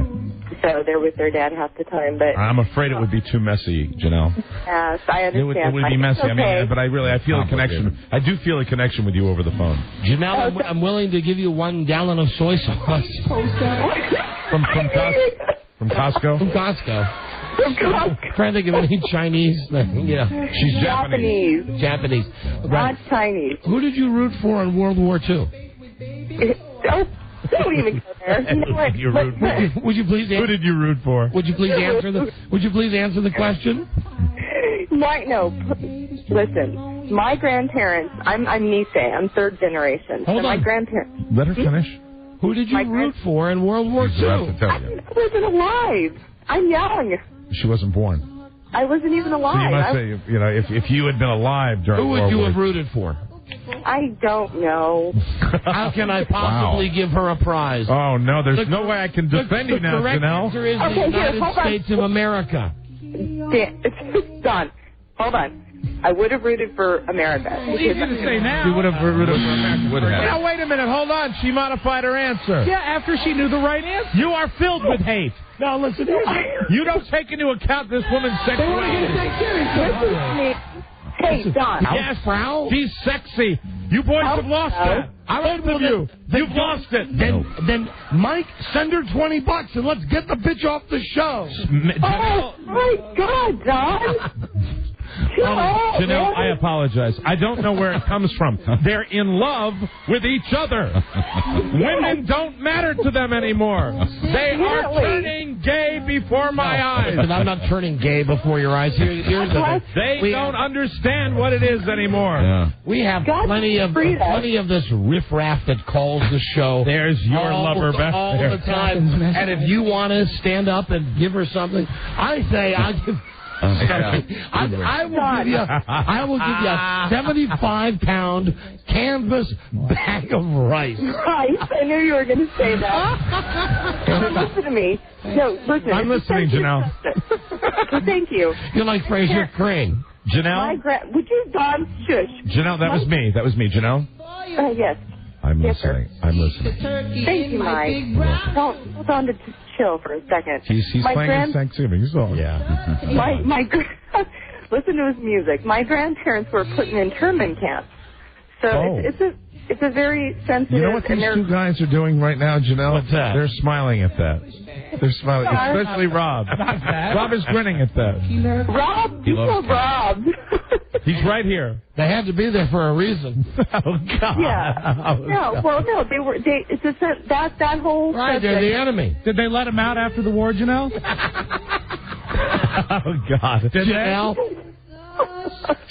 Did they let them out after the war? I'm so very sorry. Did they let them out? That's okay, Mike. Thank you for and they're picking on you, and I understand why. Now and this is what I love about this show. We're doing a comedy show, and it ends up being Mike. Thank you for being the nice guy. When in reality, you just got some broad that's down on her luck and say, who's not down on their luck every once in a while? I'll tell you how you make it happen, honey. You don't call a radio show and beg for a prize. I think this has been highly entertaining radio, Don. Oh, as do I. Yes, I'm not begging for a prize. I know you're not Janelle. I'm on your side. Then Janelle. Remember the Arizona, Janelle. Stop it. Then Janelle. Whoa. Then listen, Janelle, be a nice little geisha. If you really don't want a prize, if you want to be a stand-up person, say Donna Mike or whatever. If you don't want to address me, just talk to Mike, the nice one. Just say, hi. Okay, thanks, and I'll see you later. Just hang up without a prize. I'm not going to hang up on you guys. You guys are funny. I'll still just say goodbye without a prize. Do you understand? I don't think her motivation is materialistic at all. I think she simply wanted to chat. You guys, and not only that, you guys gave that guy who got busted for pulling out his wiener a prize. Maybe it is the prize. Maybe it is the prize after all. Janelle, please tell me it's not just the prize. Mike, it's the prize. Tell me it's our companionship. It's companionship. You guys make me laugh. So then we shouldn't have to give you anything because we're already giving you the gift of friendship. Oh, yeah, you just called me a geisha and told me you're going to give me a 10-pound bag of rice. Well, she's a smart lady. She's a smart one, Don. How about this now? I don't have a round number because, I only collect them when we go to the Chinese place. But I have 68 packets of duck sauce in my junk drawer at home. That would not be Japanese. That would be Chinese. That would be Chinese. Thank you very much, Mike. You're welcome, Janelle. Janelle, can you guys at least send me a T-shirt? Mike, could I just point out one thing? Yes. While this is all going on? Yes. Suddenly, because you were so captivated with Janelle? Yes, I am, yes. I've forgotten that the Thanksgiving. Yeah, see? I'm totally fine with it now. And now it's happening. Now we're your official Thanksgiving station. I have to say something that you might not like, Janelle. What's that? You're still staying focused on the prize, though, and I'm turning on you. Don't turn on me. Well, you want the prize. That is what it's all about. How about a T-shirt? No, it's not. I've been holding How about a T-shirt? How about a T-shirt? How about a T-shirt? How about some oral? How would you shut up already with that crap? Hey, but he's coming around. Why? See, I like that. Now you're getting back on track. Why is it all right for you to ask for something and I can't ask for something in return? You're married. Frida's at Walmart right now, okay? Then just she listens to the show. Then just a handy. Oh, spare me. Would you stop it? Frida, I respect Frida. All right, I tell you what, here's what I'll give you. I'll give you a copy of one of my favorite movies starring Ben Affleck on DVD. The movie's called Pearl Harbor. See, I'm smart, Don. You don't understand. I'm not your average Joe that calls in. Average Joe? No, you certainly are not, because the average Joe wouldn't stay on the line for... How long you been on? Now, you were on hold, my God, for something like 40 minutes. I got disconnected, and I called back. Wow. And all of this just because you want some dumb prize from us. Well, not only that, because I've always wanted to call you guys. I just haven't had time, but I'm sitting here in the apartment. You're sitting here. Can I ask you just a quick personal question? Sure. What are you wearing right now? I would be wearing my yoga sweats and a tank top. Are you wearing that rice patty hat? You know what I'm thinking. Oh, it's wrong. You're just wrong. No, good Lord, so you're wearing a tank top and tight workout pants? Tight workout pants, and I was doing yoga while I was waiting for you guys. Stretching? Yes, and I'm very flexible. He's very flexible. What's wrong with you? What's wrong with me? What's wrong with you? Don't you? What's wrong with you? I think we got a legitimate. I think she could be lying. You don't believe her. Yeah. Listen, honey, how about this? Wait. I'll give you 10 pair of chopsticks. I got enough. Trust me. What do you think, John? You're talking to a broad that weighs 300 pounds and is all scaggy. Since you brought it up, how much do you weigh? I weigh 125 pounds. All right. Would you bone Mike? Would you bone Mike for a prize? I mean, I'll just cut right to the chase here. I like Mike's voice. Would you bone him for a prize? No, I'm not a slut. Okay. There's nothing in it for you, Mike. No, there isn't. It's totally been ruined for me now. There you go. Goodbye. Oh. Hey, you know what, John? Yeah. I would love to come and meet you guys one of these days. But you can't. There's no way you can get out here. Your life's a mess, honey. No, it's not Do a mess. Do what Limbaugh did. Give yourself some good help, and then we'll talk to you soon. But happy Thanksgiving. Well, likewise. Can you send me a T-shirt at least? I don't think so, Janelle. I don't think that's going to be able to happen. Not going to improve your life, really. I really don't think that's going to. But I for one have really enjoyed chatting. As have I. Well, you guys have a good day then. Thank you. Bye bye. Bye. Bye then. Bye then. Bye then. Bye bye then. You are correct as always, then, Master. It was simply the prize. It sure was. You saw that at the beginning, and here I was, blind. Blind once again. Blind. We got to break. Okay, now people are calling, saying, "Why are you playing the music?" These are people, I guess, who have just tuned in, just joined us. In the last what music? In the last couple of minutes. I don't. They want to hear the Thanksgiving song. I don't know. These are people who just don't get it. I'm sorry. Don and Mike's show. Hello. Happy Thanksgiving. Same to you. Turn the music down. Turn your radio down. Turn your radio down, sir. Hello. Wow. Don and Mike's show. I don't think we've ever got an angry response like we're getting. Hello. Hello. These are just people who don't get it, Mike. This is the next big gag. This is the next big great radio gag. Now, why do you think your Janelle's headphones off the line now, and I Janelle. That's nice. Some Asian whore from Las Vegas. Stop it! Oh. My God! And just because, she goes... Asian whore! I love you long time. Mike is a nice man. What's happened? I don't know. Because of that, because of that, I'll be right over. You were able not to focus on simply the greatest bit ever, playing all Thanksgiving music until Thanksgiving. Sorry for losing my focus. All right, hello. Are you there? Hello. Phil?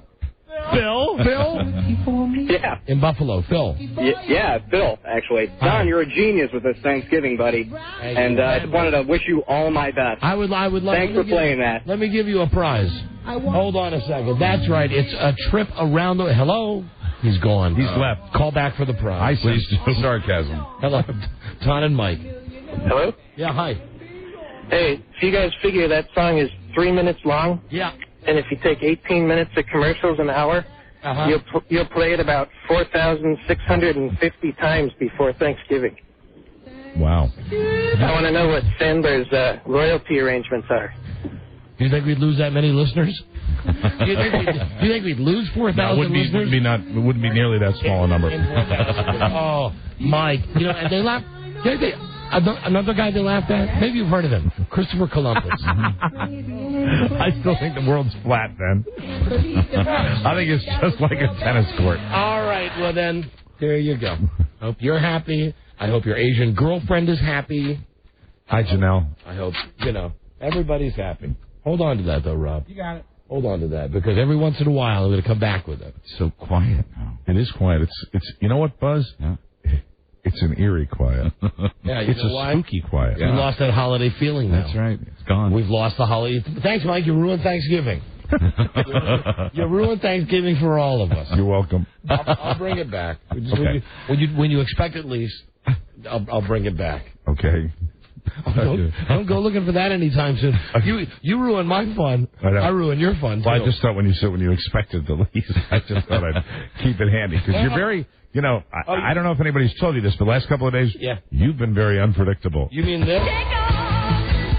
No. Oh, not that one. 39. It's a brand new Jeep. Yeah, no. Forget it. There you go. Forget it. You ruined my fun. I ruined your fun. I understand. No, I'm kidding. I don't know what you're doing. You're confusing me. I'm just getting frightened now. Why are you getting frightened? Just, anything could happen. Yeah, isn't that something good about the show, though? Absolutely. Anything can happen. Absolutely. Because we're giving away a Jeep. It's a brand new Jeep. The 2004 Jeep Liberty Sport 4x4 from Paris Street on Fairfax Circle. Comes equipped with high back bucket seats, anti-lock 4-wheel disc brakes, fog lamps, 3.7-liter PowerTech V6 engine, tinted windows, cast aluminum wheels, and customer-preferred packages 2TB and 26B. It's the Jeep Liberty Sport 4x4. Now back to you, Don. There you go. That's the car we're giving away. We have a key a day. Wow. And we're giving this car away on Friday, December 12th. And we'll give away another key in just a couple of seconds. If you please, stay right there. They want to hear the Thanksgiving song. I knew it. All right, we'll be right back. This is the Don and Mike Show. I flopped the nut straight. You fool your nut! Mother That is it! That's it. What the you talking about? That's it. Take it down, Daddy. Yes. No more. No, not tonight. This son of bitch all night, he chick. He trapped me. Well, you feeling satisfied now, Teddy? Because I can go on busting you up all night. Yes. He beats me. Straight up. Pay that man his money. The Don and Mike Show. Master haters, Don Geronimo and Mike O'Mara. All right. I'll back off the Adam Sandler thing for a while. But I want you to know in my house, this is a Thanksgiving classic. Come on, not touch me, baby. Oh, yeah. Also in the Michael Jackson house. Right. Classic. Baby.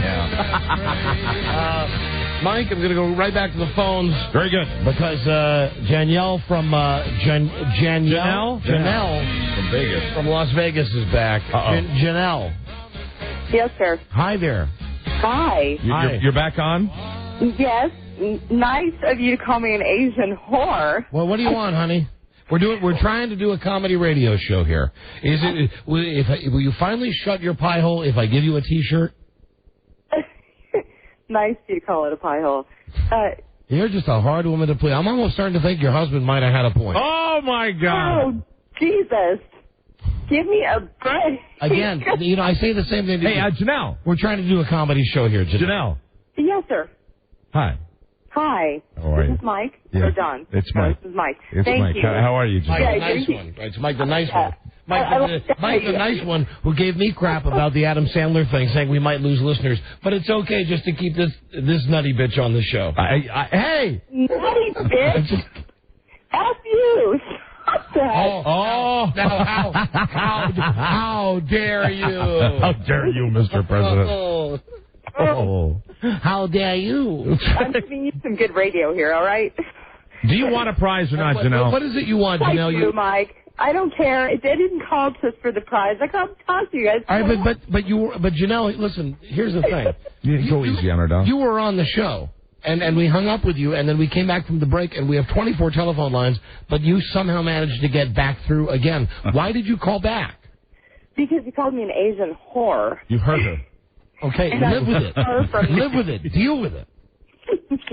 People call me names all the time. I deal with it. In fact, people call you an Asian whore all the time. Constantly. Well, there you go. That's all. I'll just call you AW now. AW. That's fine. All right, Janelle. Hey, Janelle. Yes. Mike here again. Have you met Buzz? I have. Hello, Buzz. You know, I ask our listeners who have been, I hope, listening to the last hour of the show, what is worse, really? They want to hear the Thanksgiving song. Is it that, or is it this? I'd be interested to hear that poll. Hi, Janelle. Hi, who's this? It's Don. It's Mike. Don. Oh. No, it's me, Mike. It's me, Mike. Yeah, okay. Janelle, this is Don. Hi, Don. I want you. Mike. Oh, shut up. This is Mike. Frida's at Walmart right now working her tail. No. It's not that. It's something about your voice. And listen, Janelle, it's me, Mike. Please, just forget what Don's saying right now. You know that you and I have got something going on. Don, there's a vibe. I know your voice. But you didn't know it before when Mike was pretending to be me, China doll. Hey, Janelle. Janelle, you still in your yoga outfit? Yes, I am. Mm-hmm. Yes. I tell you what. Are there any ice cubes around? How about I give you some stockings and some chocolate? How would that be? That's more Italy, isn't it? Well, wait, let me put my chopsticks out of my hair. Can you speak Japanese? I can say bad words. Oh, really? Ooh. Can you say anything clean at all, Sulu? Sulu. She laughs, Cap. I know who Sulu is. He's on Howard Stern. I know who Sulu is. We need more Calgon. There is. Mike, you let that magic one go through. She listens to Howard Stern, so she knows who Sulu is. Well, Sulu's been on our show. Of course, but you'd only know that if you listen to Howard's show. No, I didn't. You know what? I catch you guys because sometimes I'm at work, but I catch you guys when I'm driving at lunchtime. Because you guys are on here from 12 to 4. Yeah, we know that. Well, you might like other radio shows, but you're passionate about this show. I am. I love your Howard show. would never give a creepy Chinese lady like this Japanese all the time that we're giving her. He would ask. No, he would ask me what I'm wearing. Let me tell you something. Well, we asked you that too. Let me ask you something. No, Mike, you asked her that. I asked her that. I have no interest in Janelle. My only interest in Janelle would be, say, could you hold off on the starch this time, please? That my collars are a little crisp. We need more Calgon. You guys are rude. Janelle, I'll listen to you. I just have to call back on the Asian horror comments because I was like, oh, rude. Oh, that's. But did part of you like it? And you've never heard it before. Like if I yelled at if I yelled at you, you wouldn't, your head wouldn't cock around like a dog hearing its name. Bow down and say, "Assault, yes sir," or something like that. I think she loves being on the radio. I think that's what it is. I've never been on the radio before. I don't know. Oh, that's a shock. I got some bad news, Janelle. Janelle. I grow tired. I grow tired of you. Don't grow tired, Mike. I do. Hi, Janelle. I'm Buzz. I grow tired. I'm ready to let them just go. Have you ever been on the radio using another name? Like Tokyo Rose? Don't I'm kidding, of course. I swear to you guys, I Janelle, have never... listen, I'm sure you're a very nice lady. I'm sorry that life has dealt you a bitter blow. But tell me now, what will it take to get you off this show? Is it a prize? Because really, ultimately, as I said earlier when I was kidding, but I mean it seriously, you're just prostituting yourself now. If it's a prize you want. No. You know what? You guys don't have to give me anything. I'll continue. Don't have to give her a thing. Great. Then hang up the phone. And we'll part as friends. Hey. And as you say in your country, dung chao ribe. Oh, save it. Domo arigato. Now, you don't even know what dung chao ribe means. I don't. That's not even Japanese. That's Korean. No, it's Vietnamese. Vietnamese, same thing. Vietnamese, yes. Thank you. I noticed the dialect. Thank you. Listen, hang up your Sony phone. It's not. Don. Don. Get into your Toyota, and It's It's a Mitsubishi, thank you very much. Same difference, honey. Whatever. Send me a friggin' T-shirt because I'll advertise your show. I'll go do my laundry. Oh, that's what it's about. How about we send you a kimono, a Don and Mike kimono? Yeah, we've got a whole closet full of them. Oh, Mike, come on. Cut me some slack. I'm a nice girl. I've grown tired of you, Janelle. I'm sorry. Janelle, we have listeners who want to talk to you now. This is a sign that someone is always just clicking with our listeners. Let's go to Max. Max, all it says hello, is... Janelle, hello. How you doing? Long time no see. No. No. Max. All right, hold on. Let me go to a girl. Here's a girl that wants to talk to you. Let's see, Dawn. Hello. Hi, Dawn. Dawn, say hi to Janelle. Hi, Dawn.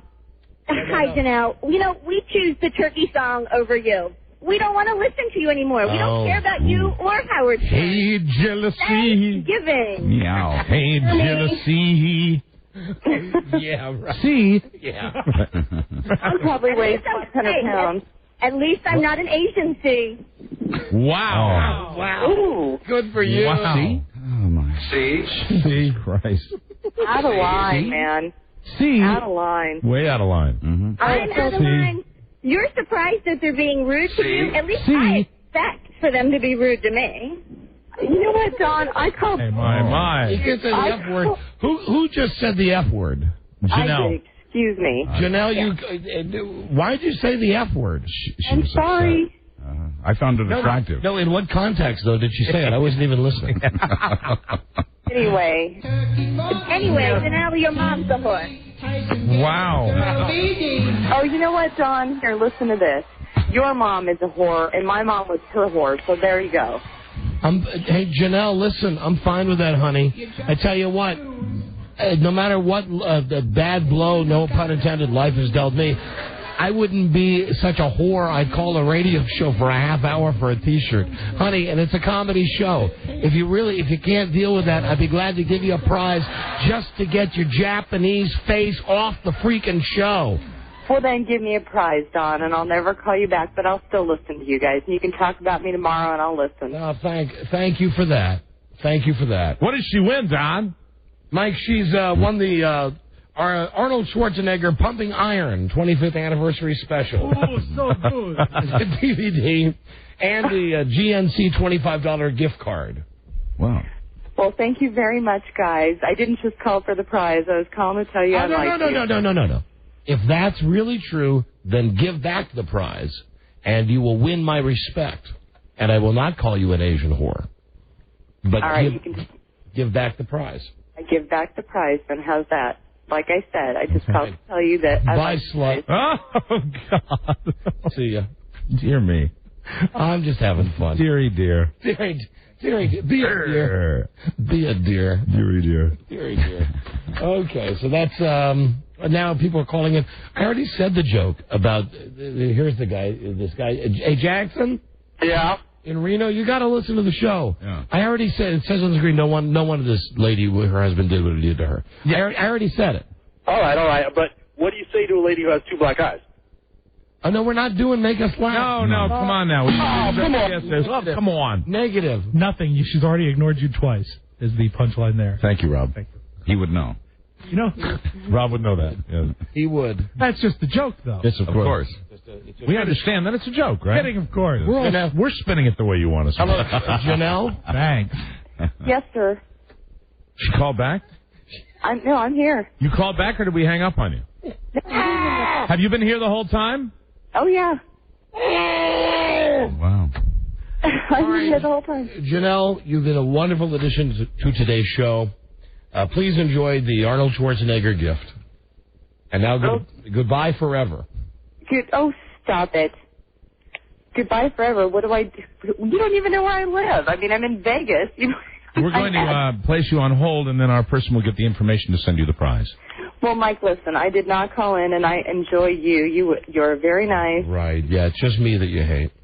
That's fine. I can live with that. You know why? Because I don't hate you. I remember what was the year? 1940, 39. Somewhere there's something about your people. I don't know. Something, it's something that's something that's buried history. Let's let bygones be bygones. Absolutely. That's what forgive and I say. forget. That's what I will say. continue to tout your show. Can you throw in a T-shirt so I can wear it and tell people? We don't give away T-shirts. We don't, honey. We don't have T-shirts like that say the Don and Mike Show for anybody. We have nothing. We don't really have T-shirts. But I've just given you the prize that I have: the Arnold Schwarzenegger DVD and the GNC. I'll watch Arnold. I'm from California, and I'll send it to my parents. They live there. Very good. Right on. So now the prize is not even for you; it's for your parents. Well, Arnie's their governor now. Mm-hmm. So they were let go. The Terminator.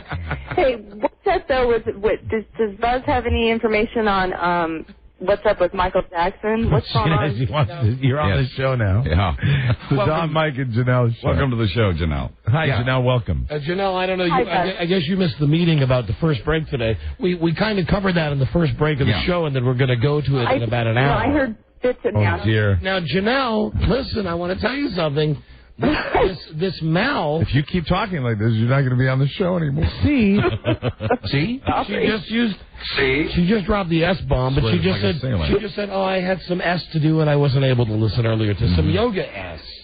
No, I put you on. Do you do yoga every day? Yes, I do. Every day and every night. Every day and every night. So, all right. Keep me in shape. But no, I was just curious what. Okay, honey. Really, I'm putting you on hold now. Enjoy your prize. Okay. Thank you, Don. Don't call me an Asian horn. If you make fun of me, I will call you back. She will call us back. It's a pretty good thread, isn't it? Yeah. Oh, it's a great thread. It's a great thread. I wait for your next call. Good. All right. Bye. Oriental floozy. After ass. Oh. Japanese sea sucker. Oh my. Oh, don't get me started. God. I gotta go do more yoga, meditate now. Okay, bye. Bye. So long. Bye-bye. Bye. Hang up now. Come on. Bye. Hey, you know what? I need your mailing address. Hold on. Robbie, I need the glass break. I got the emergency way to get this broad off the phone. Don't call me a broad. Just put me on hold. I'll get your mailing address. No, hold on. Here you go. Here you go. Right here. How do you get rid of someone? Hello, Don and Mike. Hello, Janelle. How you doing? Janelle, we'd like you to meet Dennis Murphy. Hey, Janelle. It's a long time no speak. Oh, Dennis, I know you. Wait a minute. You know Dennis? Hold on. I don't know, but I know of him. What's up, Dennis? I'm not going to know you better, Janelle. Is that possible? Dennis, how do you know this lady? Oh, no, I know. You don't know me. I know. I just listened to him on the radio. Oh, okay. So that's how you know. All right. But Janelle. Here comes the Dennis Murphy timing right now. Hold on, Dennis. Keep it in your pants. I'm not going to meet you, Janelle. Is that possible? There you go. Janelle, that's going to be part of your prize as well. It'll be one hand delivered. We'll send you the email for Dennis, and you can contact Dennis. Janelle, thank you for listening. And I know that you, just like me, you're kidding. You really get the joke. I got the joke. You get the joke. Yeah. I think so. And did you hear him sneak in DennisMurphy.com? Yeah, DennisMurphy.com, Janelle. Email me. I heard that, right. Yeah, well, Dennis, I'll get right on the computer then and check it out. But no. Okay. Bye, you guys. Oh, shut up. What's wrong with me? Read the book. Read the New York Times bestseller. What's wrong with Dennis Murphy? God. Top of the charts. Hello, Don and Mike Show. Hello. I think Dr. Phil wrote it. Yeah. What's wrong with Dennis Murphy? Everything. Hello, Don and Mike. Why are you so mean to that girl? Pardon me? Why are you so mean to that girl? I know. This is Mike speaking, sir. Let me pull back the curtain a little bit. You see, there's only one man here that controls how long somebody stays on the line. Do you think if there was real meanness or hatred, he would have let her stay? You just don't get it. All right, I'm sorry you don't get it. You don't get the joke. Shows a little over your head. But if you were so mean to that girl, if you were calling trying to be very nice to you, Janelle? Another horny guy's guy. working his man right now. You know he is. See, I got over that. I was doing that at the beginning. Yeah. That's when I was saying that to Don. What do you mean so mean? And that's what Mike was doing. Yeah. Working my man the whole time. Working his man. It's so unbecoming. It's just so unnecessary to be mean. She listens to the show and she likes the show. All right, listen, here's the thing. You really just don't get the joke. But the bottom line is, I don't know what type of radio show you've been listening to, but if you think that radio is all about calling up and being nice and being polite, then you're effed. Because you're a tool too, and I don't know your heritage, so I can't call you like an Asian tool. Right. But you're just a tool. I'm a Chippewa Indian. You shouldn't have volunteered that, sir. He wants more. Don't give him what he wants. He really wants it. Humma, humma, dumma, ass, humma, humma, dumma, ass, humma, humma. All right, goodbye. Goodbye. Ah. He's gone. Have you noticed people have trouble hanging up on this show? It's almost impossible for them to go away. It's like a giant spider web. People can't fly away once they fly into the net. Mike? Yes? Can I point one thing out to you? Yes. You've totally managed to tune out the Thanksgiving song. I know. Hey, that's great. I know. That's I was so worked up with all these callers that I forgot completely. And what about the brand new Jeep? It's a brand new Jeep. The 2004 Jeep Liberty Sport 4x4 from Ferris Jeep on Fairfax Circle. Comes equipped with high-back bucket seats, anti-lock 4-wheel disc brakes, fog lamps, 3.7-liter PowerTech V6 engine, tinted windows, cast aluminum wheels, and customer-preferred packages. 2TB and 26B. It's the Jeep Liberty Sport 4x4. Don, back to you. Thank you, Mike. Welcome. We'll give away another key for that car. We'll be right back. This is the Don and Mike Show. It's the time of the year to give thanks, and you should be thankful for Singular, the best wireless company. Don't be a turkey. Make the switch. Sign up for Family Talk and add up to 3 lines for $9.99 per line per month. Select plans start at just $39.99 a month. Sign up now, and Singular will waive the activation fees on any added line with a 2-year service agreement. Nationwide long distance is included, and you can share your bonus rollover minutes. Come on and gobble up this great deal. The Samsung X427 color flip phone is $49.99 or after a $50 mail-in rebate with a 2-year service agreement. I love the vivid high-resolution color display, downloadable polyphonic ringtones, and downloadable games on the Samsung X427. Does Buzz endorse this? Buzz, do you endorse this? Absolutely. Good. My guy. Thank you, Singular, for the vivid colors. They wrote that in the copy. Make the switch to Singular. Call 866-SINGULAR. Go to singular.com or go to any Singular wireless and tell them Don and Mike sent ye. Certain restrictions apply to any Singular wireless store for details. Here's the Singular. WJFK. I know. Great read. The Don and Mike Show. This is the Don and Mike Show. I hope I've done justice in presenting what I think is rewarding about emergency medicine. Now, with the time we have left, anybody have any questions? Do people really come into the ER with foreign objects stuck in their rectums? I don't think that's the kind of information people are here for. I wouldn't mind hearing. Come on. Okay, yeah. Sometimes it happens. What's the weirdest thing you ever took out of somebody's rectum?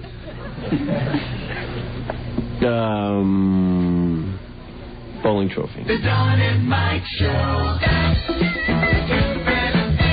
They love to get festive. Don and Mike. Yeah! Arrest him! Do. Kid toucher. Yeah! Wow. Hey, it took a little while. Well, now you listen to these songs, and you're going to... It's weird, isn't it? You start this one over again. It's like we played tag in grade school. Mm-hmm. Stop. That's what the boys sang. Now, yes. Stop it, Michael. Stop it. They get him yet? You better save me. Buzz, has he turned himself in yet? No, they're still negotiating the surrender, but this thing is unfolding so quickly. Maybe I'd better tell you a little of this now? Yeah, before news, sure. Oh, man. Oh, before you do, Buzz, let me turn this guy off. Hold on a second. Let me turn this guy on. Next line, I'm like, no! No, I'm kidding. Here we go. Thanks anyways. You're home for continuous Thanksgiving music. There you go. Don and Mike Show.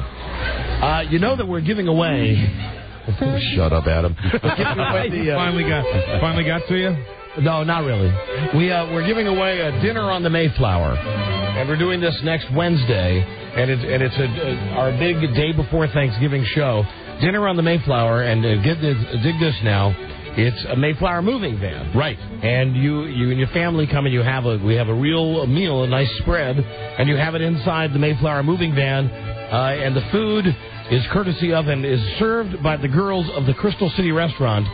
See them just as you would see them on stage. Amen. I think that tells you everything you need to know about these delightful women. Absolutely. The winning family, we will accept up to 20 people. You'll be on the show next Wednesday, and the winning family receives $500. We've got at least 10 great finalists. Right. We're going to pick the winner tomorrow. Good. We're going to read them and pick the winner tomorrow on the show. So it's your last chance to email us why we should pick your family to this email address, Don and Mike Show at WJFK.com. And we want to thank Joe Mulholland Mayflower for the truck. Now that you've found your new home, make it a smooth move with Joe Mulholland Mayflower. Call Joe Mulholland Mayflower for a free quote, 703-494-2021. Take a Mulholland Drive. So that's tomorrow. We're going to read those in the email address, Don and Mike Show at WJFK.com. Not to be confused with our other contest. Mm-hmm. The Jeep. It's a brand new Jeep. The 2004 Jeep Liberty Sport 4x4 from Ferris Jeep on Fairfax Circle. It comes equipped with high back bucket seats, anti-lock four-wheel disc brakes, fog lamps, 3.7-liter PowerTech V6 engine, tinted windows, gas, aluminum wheels, and customer preferred packages 2 TV and 26 speed. It's the Jeep Liberty Sport 4x4, Don. Thank you, Mike. You're welcome. It's a 2004 Jeep Liberty Sport 4x4 worth over $23,000. We're giving away one key a day. We're going to have a minimum of 18 winners. So your chance of winning a key and starting the car is great. And we'll give away the key somehow on today's show. Now, I can tell you already that tomorrow's show is going to be fantastic. Not that today's wasn't. Right. But tomorrow... Again, I'm going to promote it because eventually we're going to get to it. The Jerry Lewis telephone tape. Oh, they're marvelous, yep. Eventually we will. And because I know him. We started this thing today about talking about stations playing Christmas music, right? Which brought up the whole Thanksgiving. Play Thanksgiving music all the time. And tomorrow we'll read the article if we have a chance from the idiot program directors congratulating themselves who have figured out what Christmas songs people like and what Christmas songs people don't like and why they're playing them now on November 19th. But the breaking story today, of course, is MJ. Once again, a black man. Well, he used to be a black man. Breaking news. Here is Guy Birdley with the latest. Guy. Mike's already sitting down. Don, you may want to sit down for this. In fact, everybody may want to sit down for this. Fox News Channel is reporting that the 12-year-old boy who's the alleged victim in this Michael Jackson case may have told his psychiatrist that Michael plied him with wine and sleeping pills.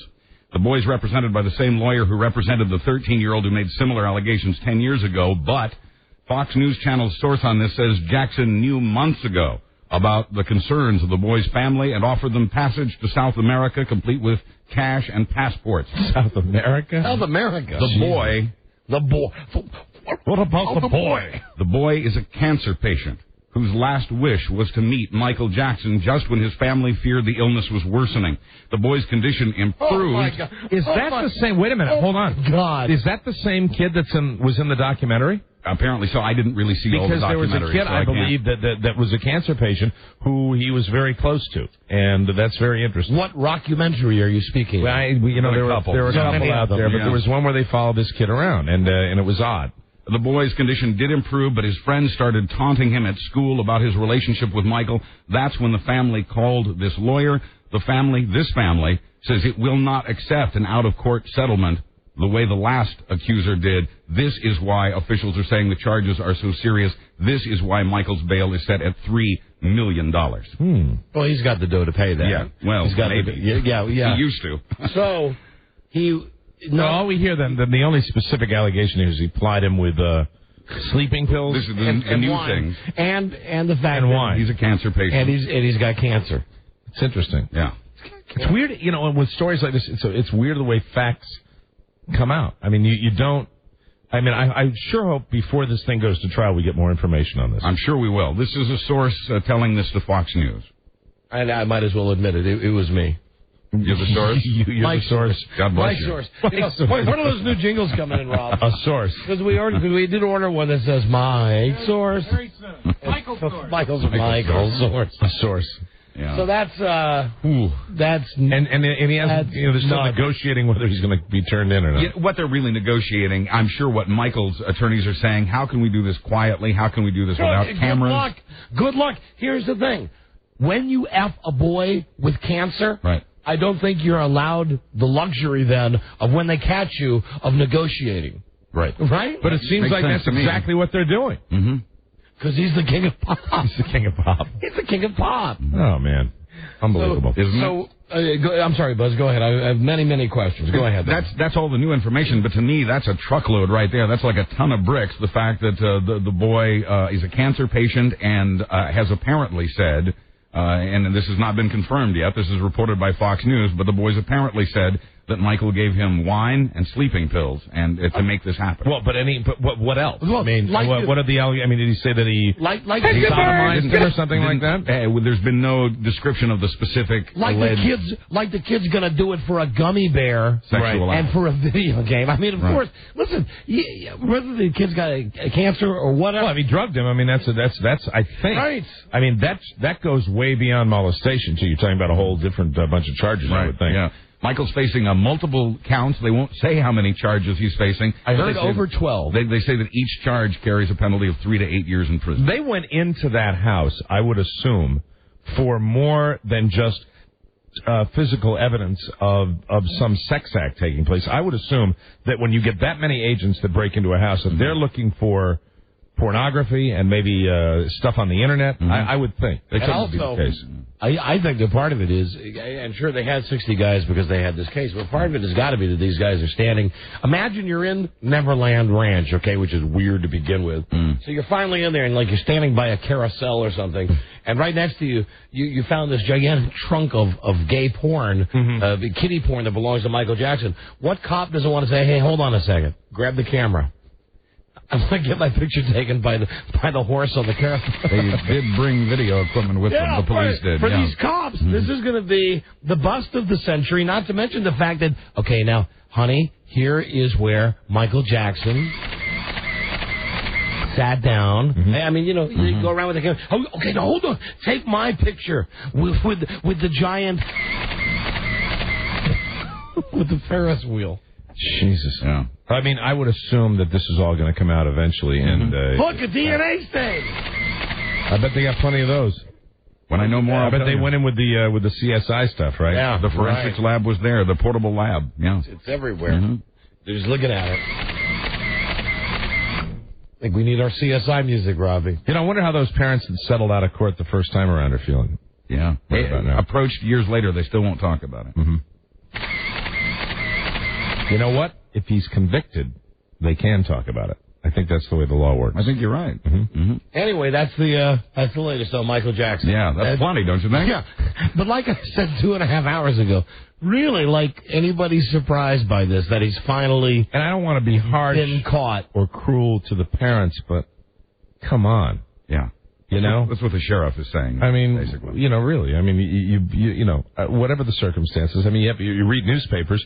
I'm a parent. If I'm reading the newspaper, I'm not sending my kid to the Neverland Ranch. We've said that for years before any of this. And parents continue to do it. Before he was even thought.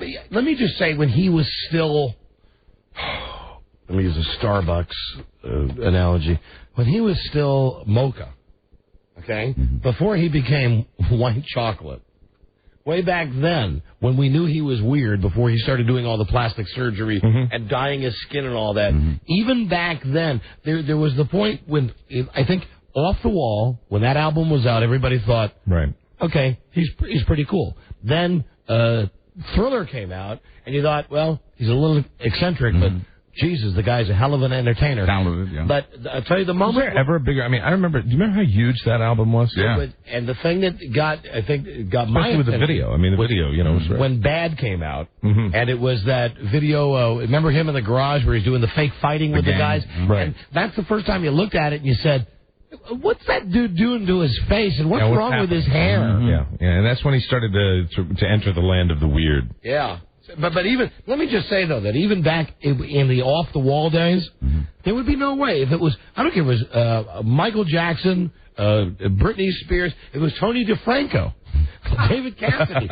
I wouldn't let my kids go on an overnight trip with a guy. And it's with funny. A boy. It's funny to call him a guy. And he's, when I laugh out loud is when he says he's 45. Yeah, he's the same age as me. Wow. And he's just a year younger than you. It's very strange. Very, very strange. So anyway, that's it. Yeah. And in some way, it just pisses me off, though, because people knew about this, and I don't think you let some of these other people around him. Look, when a guy is this effed up, it's not just the guy. There's a huge money machine around this, and you got parents involved in it. You've got the foundations that get involved with this. There are a lot of people that have to come under scrutiny with this, I think. Grissom, we found this underneath the bed. Look, it's an ad for Kmart. Read it. Boys' pants. 50% off. Thanks for sliding another one in there. We're getting 100 of them. Hundreds. Okay. Let's try to move on. Thank you, Buzz. We'll have more on this later. Yes, we will. Hello, Don and Mike Show. Hello? Yeah. Hey, I want to hear CSI at the Neverland Ranch. Well, we just. What do you think he did? Hey, Mike, when you do the Horatio impression, you know how he never makes eye contact to the last word? Right. So talk a little off mic for everything except the last word. What we have here is the chance that you're a kid toucher. God, you made a young man very happy. That was a scary laugh right there. I felt like a kid toucher right there. I was going to say, I hope he enjoyed his time at the Neverland Ranch. And, listen, last thing here. Very rare we can get this, but it does tie into Michael Jackson. Yes. We do have today's Rick Dees moment. Ooh. Ah, very good. Rick Dees is a jive disc jockey. And Robbie got in his new car, the XM. Right. The thing that all the regular radio people are so scared about because it's so good. Yes, and Rick Dees is on this useless satellite channel. And I was checking him out this morning, and he said, Ellen K., our Dees poll of the morning, is Michael Jackson being set up? Oh, what an ass. But hold on. But it gets better. And how does it look, Ellen? And Ellen says, well, according to our statistics from Rick.com, 3 in 5 people think he's being set up. Oh, and his reply was... Hold on. So she says, well, Rick, according to our poll, 3 out of 5 people who listen to Kiss FM think he's being set up. Really? And that was it. And then they went into, the Outcast record. Man. So he's up his... well, they did a remote from Neverland, or he called it Never Tell. Yeah, and you know what, Rigdon, you're under scrutiny, too. Yep. Yep. There you go. Yep. And when I had listened, and I was kidding before, but I'm telling you the truth. Now, when I worked at Kiss FM in Los Angeles in the early 80s, Rick Dees touched me. Everywhere. Everywhere. Bad place? With everything.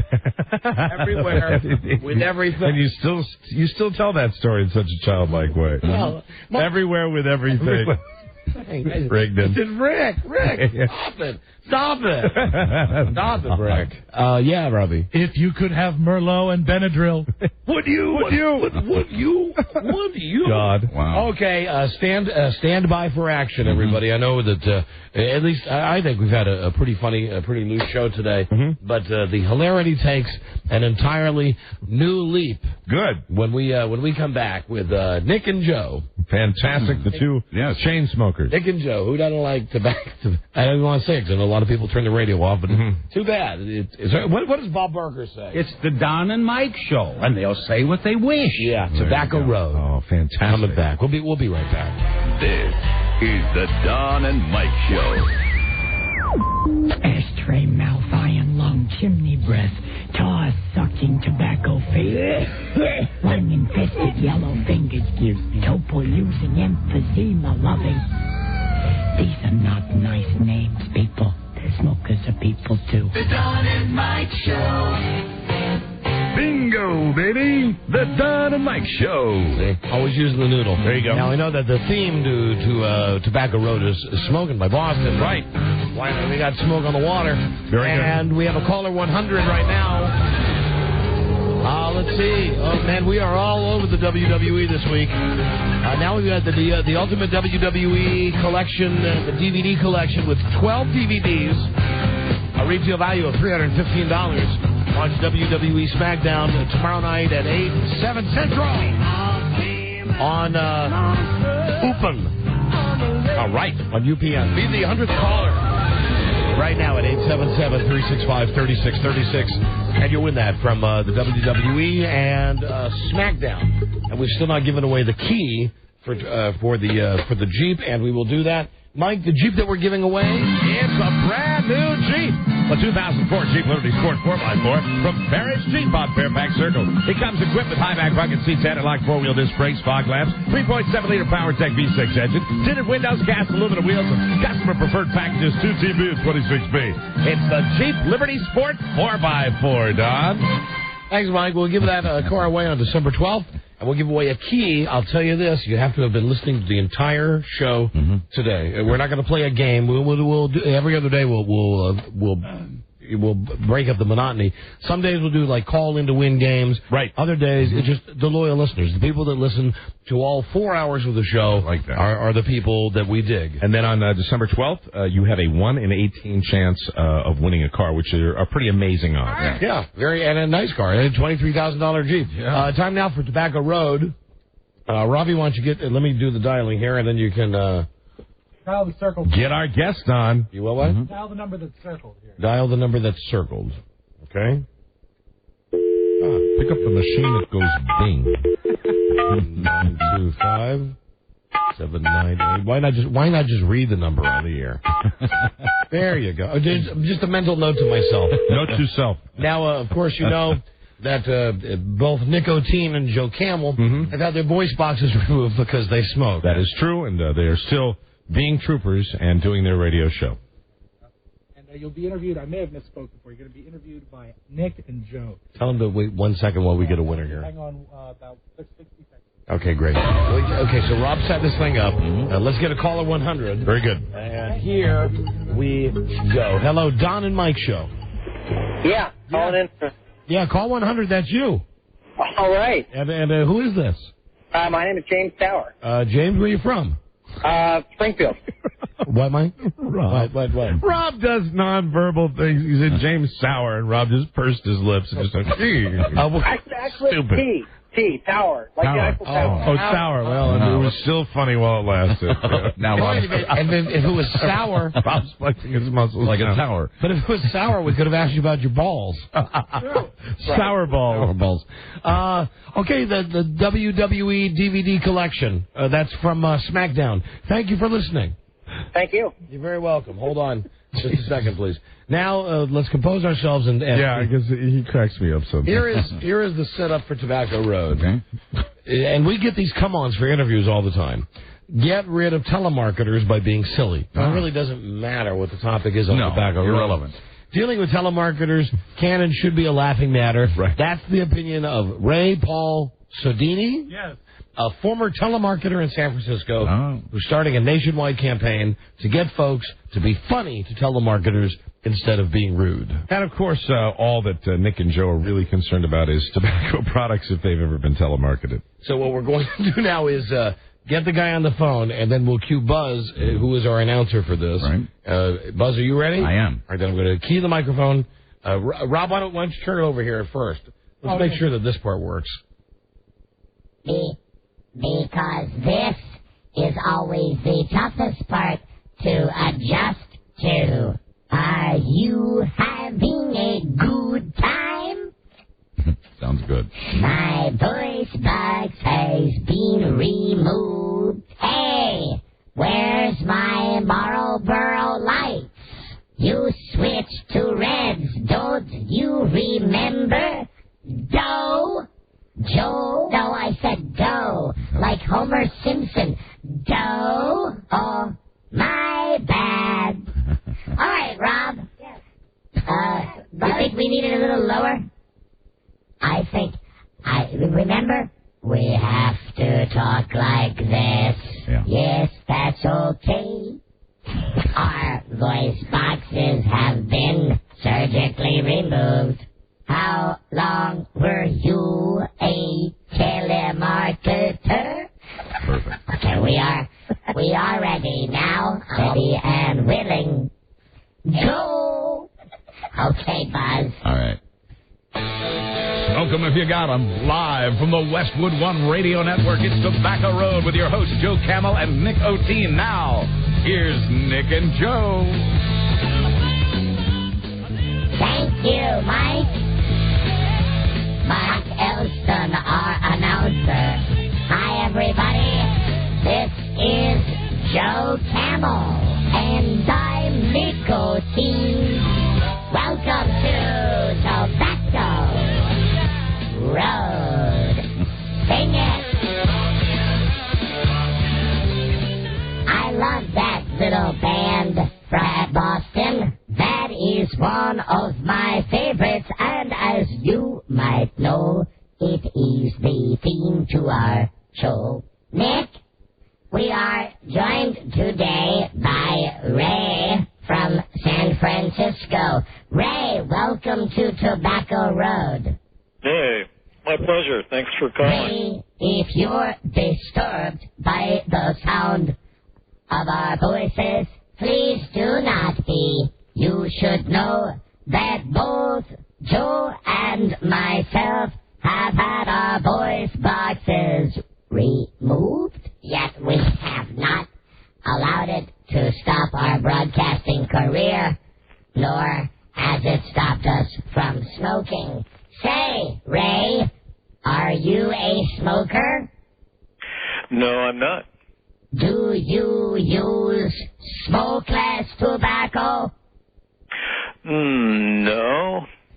We are talking with Ray on Tobacco Road. Ray deals with telemarketers. Say, can you get cigarettes through telemarketers? I don't think so. You're not aware that any tobacco products have ever been sold over the phone? Not as far as I can tell. At least I haven't talked to a telemarketer myself who has tried to sell me a cigarette. When you were a young... to it. Ray, excuse me. I must ask this of all of our guests. Even though you are not a smoker, at some point I'm sure you felt the satisfaction of lighting up and inhaling the cool, fresh, refreshing smell and taste of a cigarette. Can you tell us when you had your first? My first cigarette was probably, let's see, when I was about 18 years old. Was it menthol? Oh, yeah. Oh. How about the brand? Well, for the longest time there, all I did was, because I'm such a cool guy, that's all I did. I smoked Cools. Let's talk lighters. In fact, that's the sign I was born under. Ray? Smoke Cools. Let's talk lighters. Butane or fluid? Well, I think I lit that first one up with a regular old match. So when you are going to sulfur smell into my lungs at the same time. I'll never forget it. Is it Bic or Cricket? If you're going to have one of these stores, don't forget Zippo. But Zippo is not in the same class. I understand, Joe. Listen, Nick, I'm talking about the type of lighters you would get at fast food stores. That's correct, as opposed to a tobacco store. And besides, I'm a match guy myself. I know you like wooden. I like book. How about you, Ray? I'm not too sure because I didn't quite understand everything that was being said there. But if I were to still be smoking cigarettes, I think I'd still be using the old safety match because nothing works better in high windy storms. Ray, get your head out of your ass. I like Bic. I like cricket. I like Bic. I like cricket. Bic. Cricket, Bic. Okay, you are probably one of those guys who is always flicking his Bic in the movie theater. Is that you? No, Ray. Hey, Ray. Yeah. How are you? Good. How about yourself? We are great.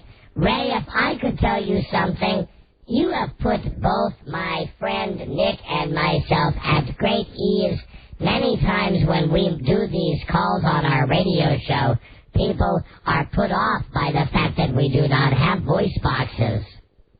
Would you like to play our game, Ray? Sure, I'm ready. Go ahead. See if you can guess how many packs Joe smokes a day.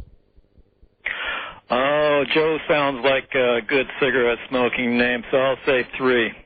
Oh, 3 packs?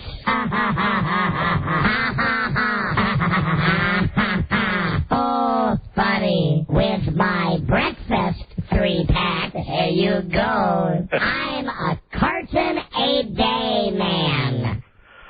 Do you ever keep in mind I have to smoke through my blowhole? That's true, because all of the vocal things were taken out of Joe's throat.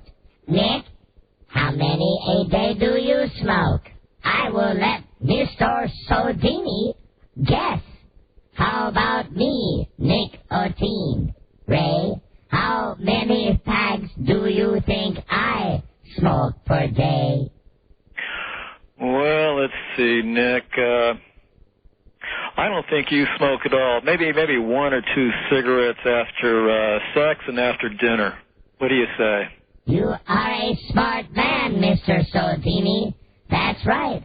I chew tobacco primarily, but I enjoy a good cigarette too, and my motto is the best ashtray is made of tape. Hey, Ray. Hey, Ray. Yeah. You know you could tar a roof with my lungs. Ray, the telemarketers that you are on our show to talk about, can you tell us, do they smoke? Well, most of the telemarketers that I worked with did smoke. That's very good. Oh. Smoking gets a bad rap. Hey, we're almost out of time for this segment. Why are we so persecuted? What is your website, Ray? Monkey with Telemarketers. If you want to have a good time, go to monkeywithtelemarketers.com for a good comic look at how to deal with all phone pests. Did you know my fingers look like chocolate eclairs? Yes, somebody did tell me about that. They warned me ahead of time before this call. Ray, thank you for being such a great interview. My pleasure. Thanks for calling. Wish we could have you on longer, but we both have to go in for dental surgery. I'll see you there. No need for surgery. I just pop my babies in and pop them out. I forgot you have a removable jaw. If you would hold on, please. Thanks for listening to another edition of Tobacco Road with your hosts Joe Camel and Nick O'Teen. Brought to you by American Spirit, the cheaper cigarette. Join us again for Tobacco Road from the Westwood One Radio Network. This is Philip Morris speaking. Thank you, Buzz. Michael, when we come back, the question of chewing. Yes, we'll be joined by David Modell from the Baltimore Ravens, a man who chews cigars. Oh. He's the president of the Baltimore Ravens. He'll join us next on Tobacco Road. Thank you.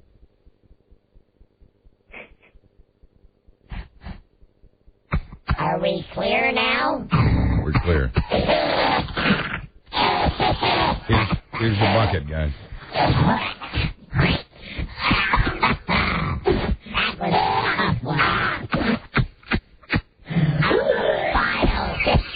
The bile. You both sound better. Thank you. Hey, Rob, pick up. I put him on hold now. There you go. We'll see how it went. Let's see if he's still there. Very good. Ray, thanks for joining us. We really do appreciate it. How do you think it went? This is always the best part. Rob gets the review. Rob nodding his head. Well, they are market legends. They've been around for a long time. Market legend. We do appreciate it. Thanks again for your time. We'll hit your website in our next hour. We'll hit the website again in the next hour. You see, we're a segmented program. That's right. All right, God bless. God bless you real good.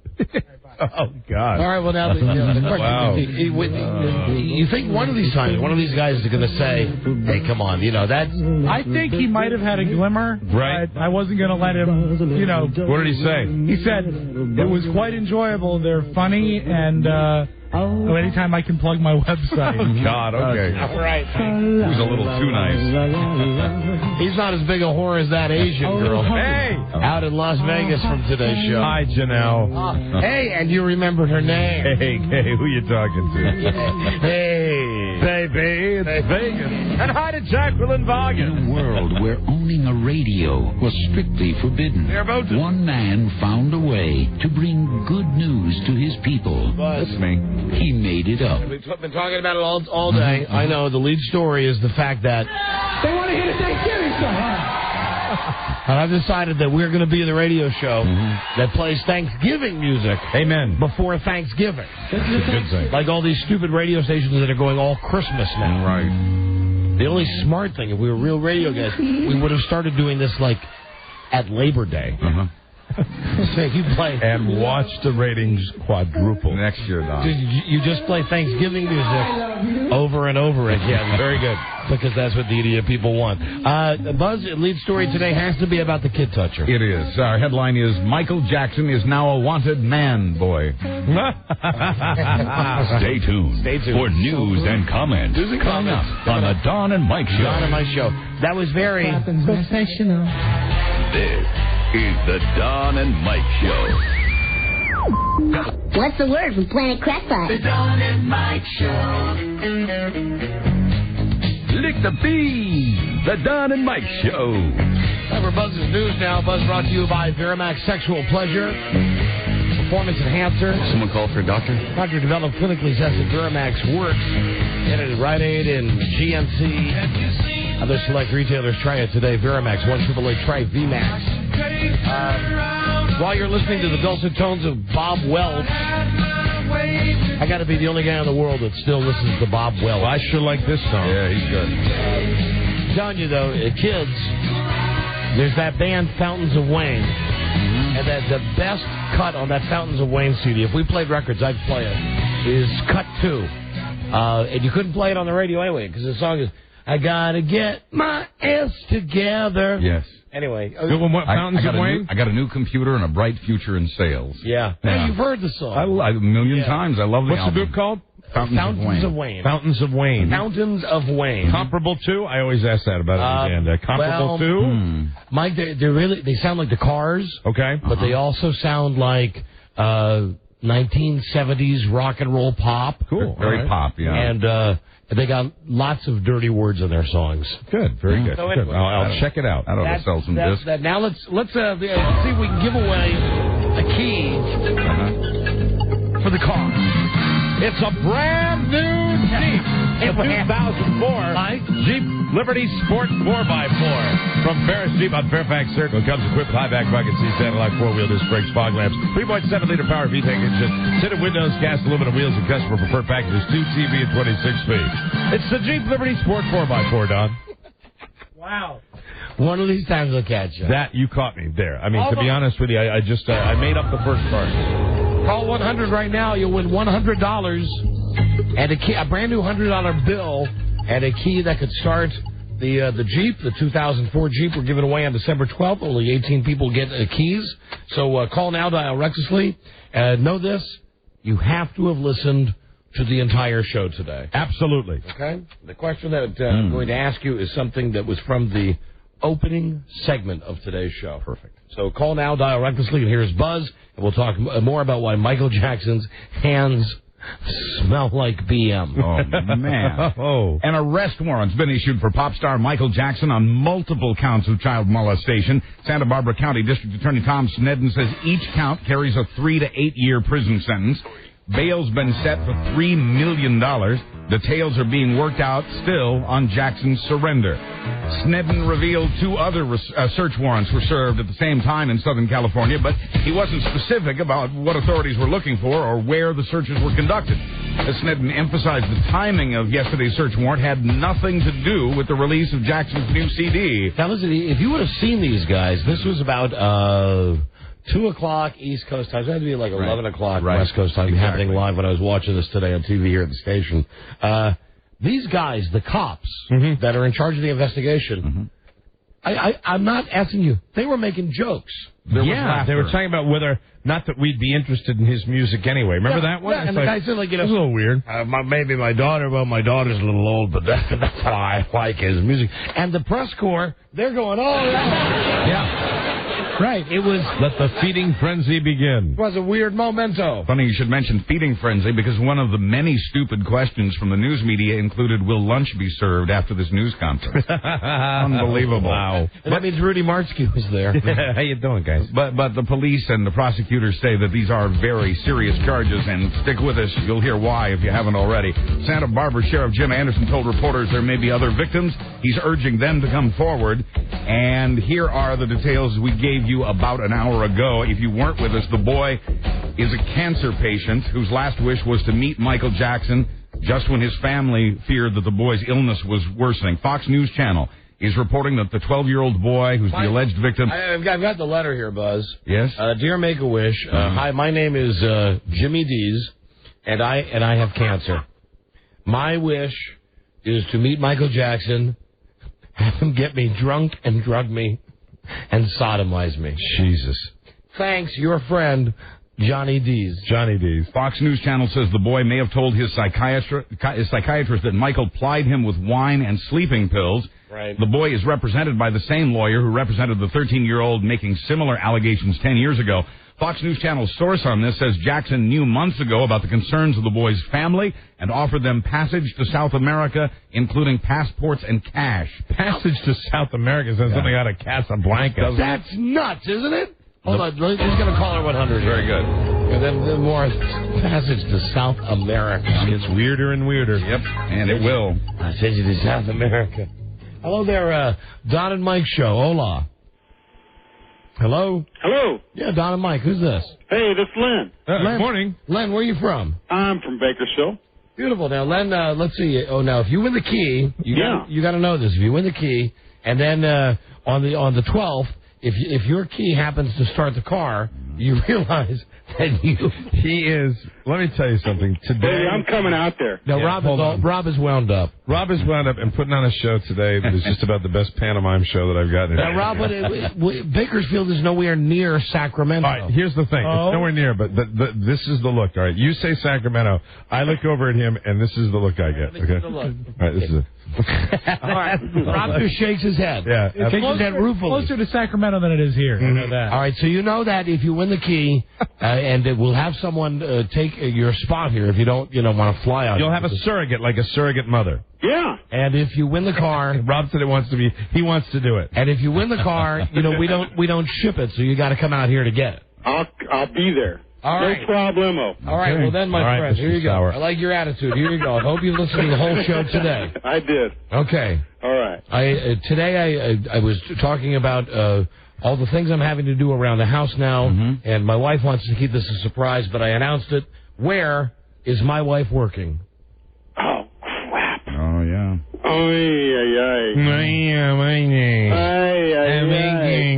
You know what's so great about this is that, incidentally, goodbye, loser. What's great about this is that she's going to work right now. Right. And she didn't hear at the beginning of the show today. So right now, she's going to hear this now. Yeah, so right now she probably thinks that that maybe I actually... Maybe you really dropped the... well, let's find out. Okay. Hello, Don and Mike show. Hi, Don. Yeah, who's this? This is William. William, where you from? William. I'm over here in Pikesville, Maryland. Pikesville, Maryland. You must be listening on Live 105, right? Yeah, 105.7. Yeah. I tell you right now, you guys. Pikesville's right around the corner from Dundalk. Yes, it is. About 30 miles. There you go. All right, where is my wife working? Your wife is working at the Walmart as a greeter. As a greeter, yeah. Right. Yeah. All right. Yeah. All right. That's right. And how you doing, Frida? I love you, baby. Frida's a great greeter.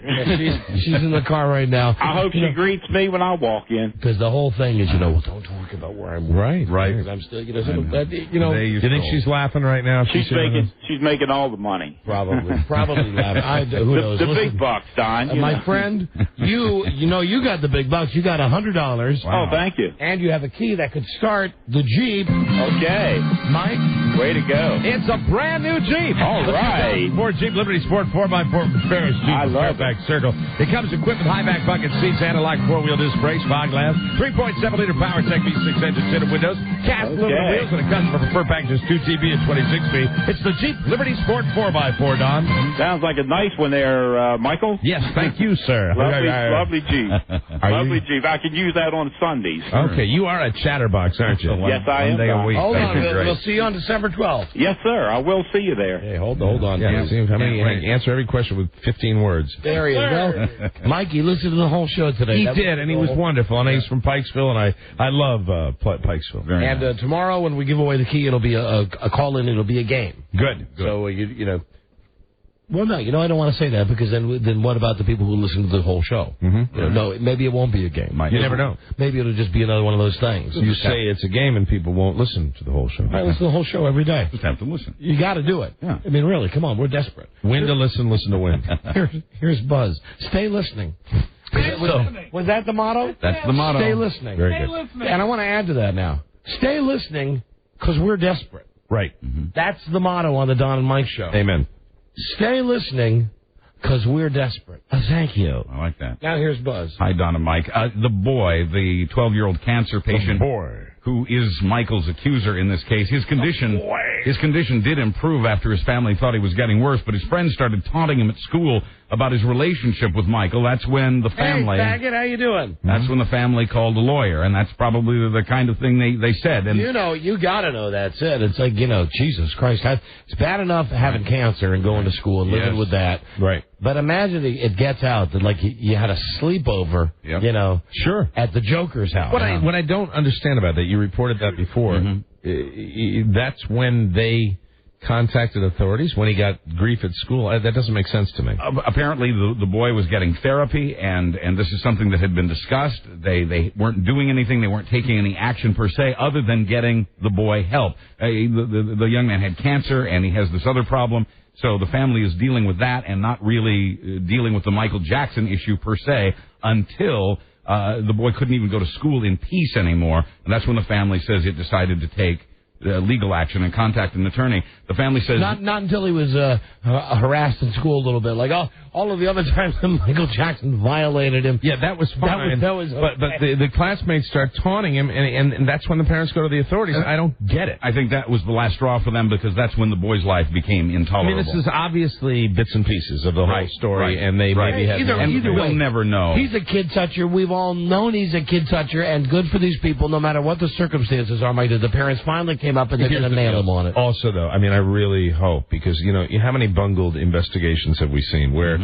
if they went in there with the 60 guys, with the cavalry, they came charging in there, I hope they get something that can, prove conclusively what exactly the deal is, because otherwise it's going to be another example of justice not being served. Yeah. You always say innocent until proven guilty, but come on, I think obviously we have except for the hanging judge. Yeah, no, Michael Jackson guilty.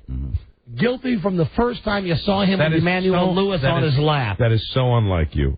He's absolutely guilty. What if they broke into his house? What if they found that he had like 300,000 OxyContin pills? Then he would get off scot-free and just do a brief stint in rehab. Cabbage. And there's a guy tonight, I guarantee. You want to talk about getting loaded, getting wasted? Right. Tonight, Rush Limbaugh, he's going to have a big candy jar full of those pills because it's going to be, Marla, pressure off. Page 10 from page 1. Michael Jackson. Giving me a gift.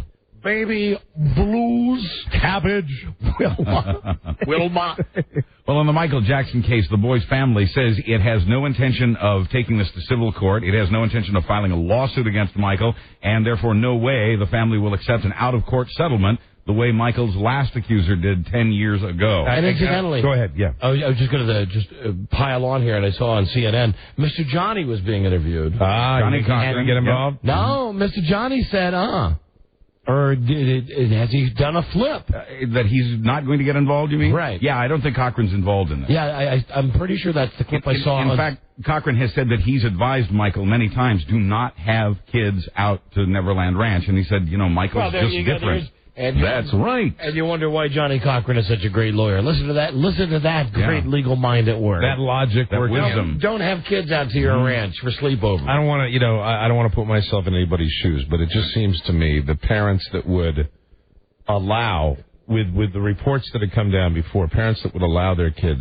to sleep over there, it just doesn't make a hell of a lot of sense. Yeah, especially after the last charge. And then to be surprised when this all happens, it's just it's very strange. I guess we have to wait for all the information to come out. No, we don't. Mike, see, this is the difference between you and I. No, we don't. And we don't. We don't have to wait. He's a kid. No. Hold on a second. I'm not saying wait to whether he's guilty or not. I agree with you that he's guilty of this. What I'm saying, I want to get all the information out about exactly what happened and what was really going on out there, because it's been so hidden prior to this. The one thing I think that's suspect in the minds of Michael's family is that the family now making the accusations against Michael hired the same lawyer who made the last allegations, and that's been painted as just an extortion attempt, to get money out of Michael. So they hurt their credibility with it. So here's what you do when you go to Neverland Ranch. You go into the study, and there's this bust of William Shakespeare, and you lift up his head. You pull back his head, and you push a button, and this bookcase opens, and these two poles are there. It's always Batman with you, isn't it? And then you go down to the butt cave. The butt cave. Michael says, let's go down to the butt. Let's take a trip down the poles to the butt cave. Sham on. And just like on Batman, somehow, between the time that you get on the pole and you get downstairs, you're naked. By the time you get down there to the buttmobile, you're naked. And lubed. I wrote this part just before the newscast. Similar charges 10 years ago all but ruined Jackson's career. This could be the final nail in that coffin. I wrote, it's certainly not good news for CBS, which has already had to cancel the Reagan miniseries and scrambled to come up with a Michael Jackson special at the last minute. Hold on, I got an idea. They'll just put a CSI on, though. Now, CBS has, and this is what I'd written, until the end of this week to decide whether to pull the Michael Jackson special. Quoting a TV industry analyst, it's the sort of thing that's probably got CBS chief Les Moonves drinking Pepto-Bismol this just in. CBS has decided it will postpone indefinitely a Michael Jackson special it was planning to broadcast. The special on the singer's life was scheduled to air next week. Criminal charges are expected to be filed against Jackson. What was the thing that CBS said about the fine? They have respectfully declined to air the special. That's it. That's coming up. Wow. This company's got some balls. Okay, Buzz, hold on. All right. Obviously, we had a lot of Michael Jackson kid-touching stuff there. We've got Limbaugh and Sex in the Church coming up. Yeah, Yeah. No. I need baby blues. We'll be right back. This is the Don and Mike Show. Gosh, I hate to interrupt. It's all been so incredibly fascinating and entertaining and instructive. Really, the time has just flown by. The Don and Mike Show. They'll put more cash in your khaki pants. Don and Mike. Let me give you this email address one more time. If you want to enter the dinner on the Mayflower thing with the strippers from the place and the Mayflower guy, it's Don and Mike Show at WJFK.com. That's it. We'll read the emails tomorrow. Pick the winning family tomorrow. They'll be on the show a week from today. Very good. And now, once again, here's Blake. Of course, a week from today, they want to hear the Thanksgiving song. That's right. It's our Thanksgiving show. Hallelujah. We're your official Thanksgiving station. Playing Thanksgiving music all the way up until Thanksgiving. Now, we're not doing it 24/7 because we're not on 24 hours a day, 7 days a week. And I wanted to do it for the 6 shows that were on before Thanksgiving. I wanted to do it 4 to 6. When did you get sick of it? I'm not. You're lying. I'm not. I think the longer it went on, the funnier it got. Right. And I think when we got... I'm with you on that. When we got into the conversation part of the show, you were able to tune this out. When I got interested. Yeah. You know, it's when my interest would wane that I would notice Sandler. So, like, you're not interested now? I'm riveted now. Is there music playing? Thank you, baby. Hi, Buzz. Hi, Donna Mike. ABC News says... I hear it now. I'm joking. That was a joke. That is such a joke. I am just kidding. It was there. I had to take it, Buzz. You had to do it. You know I don't mean that. No, you had to do that. ABC News says Rush Limbaugh may have violated Florida's money laundering laws, or should that be cabbage cleaning laws. The report claims law enforcement officials in Florida and New York say these violations may have occurred when Limbaugh used cash to buy the drugs to which he was addicted. Cabbage. Now, this is the thing that really could bring him down. Yep. It'll be money. But again, like the Michael Jackson thing and like everything else, you don't, I mean, it's not like Michael Jackson. He's not a kid toucher. But the deal is, because... what is it, Buzz? You get $10,000 from a bank, you got to tell the government? Is that it? That's exactly right. $10,000 or more has to be reported to the government immediately. So and he would send a lackey down to get him $9,000 from the bank. Right. Well, and did it how many times? Turns out it's also against the law to try to fly under the radar of that other law. Right. And so he may be facing all kinds of trouble. And how many times did he send his boy to get his $9,000? Is there any idea of that? Yeah, there is, and that's coming up. But let me tell you first... Right. that if convicted on the drug charges, Limbaugh might face also a first-degree felony charge for money laundering, and that carries a penalty of up to 30 years in prison. And perhaps you get a cell. It'll be money. I'm sorry, that just slipped out. Maybe you get a cell next to Martha Stewart and Michael Jackson. Yeah, they'll all be in the same block. Limbaugh's lawyer says there's no basis for these charges. He says Rush will tell the whole story when he can. Today, Rush explained that lots of customers of this particular bank did the same thing, and that the bank got in trouble and had to pay a fine because of it. Wait, now hold on. He's starting to spin a little bit, isn't he? Oh, God. Oh, I mean, he is spinning always. Make you dizzy. But today, and especially when a lawyer comes out and says, Rush can't talk about everything listen, if you got nothing to hide, you come out, you lay it out. Right. Yeah, and I would think that there's going to be more to come on this. Okay, now here's the answer to your question. ABC says authorities claim Limbaugh made 30 or 40 cash withdrawals of around $10,000 each. Apparently, it'll be money. The law requires that, as you mentioned, withdrawals at or above $10,000 have to be reported to the government, and these were not. Is 300? Oh, and then that's it. That's the latest on Rush Limbaugh. Wow. Now, next question. Okay. Is $357,500 too big a fine for Infinity Broadcasting to pay for Opie and Anthony's Sex in a Church broadcast? We respectively declined to pay, is what Infinity Broadcasting said. Infinity thinks it's too much. It says the broadcast had only, quote, oblique references and innuendo, and therefore was not indecent by FCC standards. Okay, and this is what is maddening about this, and I don't want to take the side of the skateboarders. No. And I think when it happened, I said I don't think you would fire. When it happened, I said you shouldn't fire them. Right. I mean, they're dopes, talentless dopes, but they had idiotic managers that let them... that absolutely let them do this stuff. That let them do this contest that ended up getting them fired. Here's the thing that I it's just dopey and unfunny. Right. I don't get it. If what they did was so bad that you had to tear down an entire radio station in New York, a flagship station, and you had to cancel their contracts with all these radio stations they were on, and you're still paying them a pretty penny to stay off the air, then why do you want to fight about the fine with the FCC? Doesn't make sense. And I think Infinity Broadcasting would say, because this has been said to us, even though the company paid well over $1 million in fines for Howard, they look at themselves in the mirror because they say, well, we didn't pay the fines. We decided on a mutually agreed upon number. Right. That's good, but it's technically not paying a fine. Like, There was a couple of years ago, Mike and I were going through something, nothing like this dopey and unfunny thing. It was one of those deals. We called somebody up and we didn't get their permission to put them on the air. Right. And I can't tell you how many meetings Mike and I sat in with these guys where they said, do you realize Infinity Broadcasting has never been fined by the FCC? Meanwhile, we're biting our tongues the whole time going, wait a minute, hold on a second. Yeah. There's one reason we like working here is that the company stood up for Howard Stern and paid all that crap. Exactly. Right. But that's all. So I don't get it. Yeah, that's the only thing I was going to say. I don't understand this. It doesn't make a lot of sense. Neither. Unless they're negotiating for a reduction or they're positioning themselves. It's the suits. The suits are doing this. But the fine that was levied by the FCC, seriously, to a company of this size, it is chump change. It is commercial on a CBS program. At least one FCC commissioner agrees with you that it's, or at least he's also saying that it's not a big enough fine. He calls the fine a slap on the wrist. In that sense, he agrees with you. He says the company should lose its licenses to operate the 13 stations that carry the show. That's pretty drastic. I don't get that. Yeah. That guy's a dope, too, then. The FCC guy's a dope. Quoting Michael Cobbs, Infinity Viacom could pay this entire fine by tacking just one more commercial onto one of its primetime CBS shows and probably pocket a profit to boot. Some punishment, end quote. Very true, and this is what is not disturbing and not upsetting, but just...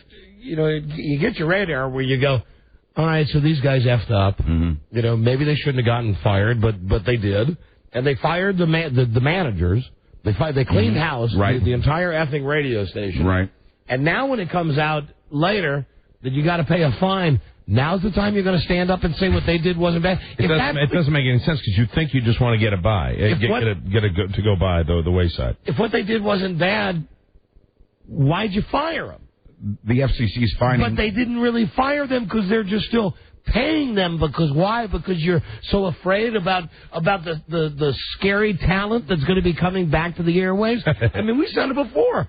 Bring them on. Amen. Bring them on. Put them on DC 101. We'd love nothing better than to go head-to-head against those two talentless douchebags who should not have been fired for doing that bit. I agree. I mean, I completely agree with you. And bring them on. The FCC's fining each of the 13 stations $27,500 each for, quote, willfully and repeatedly broadcasting indecent material, but Infinity now respectfully declines to pay the fine. The broadcast was part of a contest to see who could have sex in the most shocking public place. In this broadcast, it was inside New York's St. Patrick's Cathedral. The woman was sentenced to 5 days community service. The man died of a heart attack.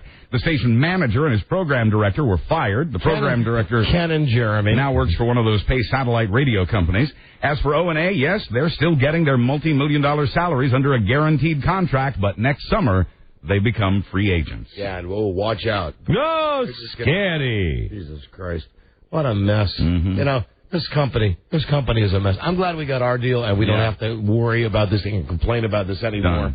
But wouldn't it be nice one time if we did something, and we've never done anything like that. Nothing like that. One day they just, hey, okay, we tastefully, respectfully decline. Respectfully decline it. I can't tell you how many times some TWA,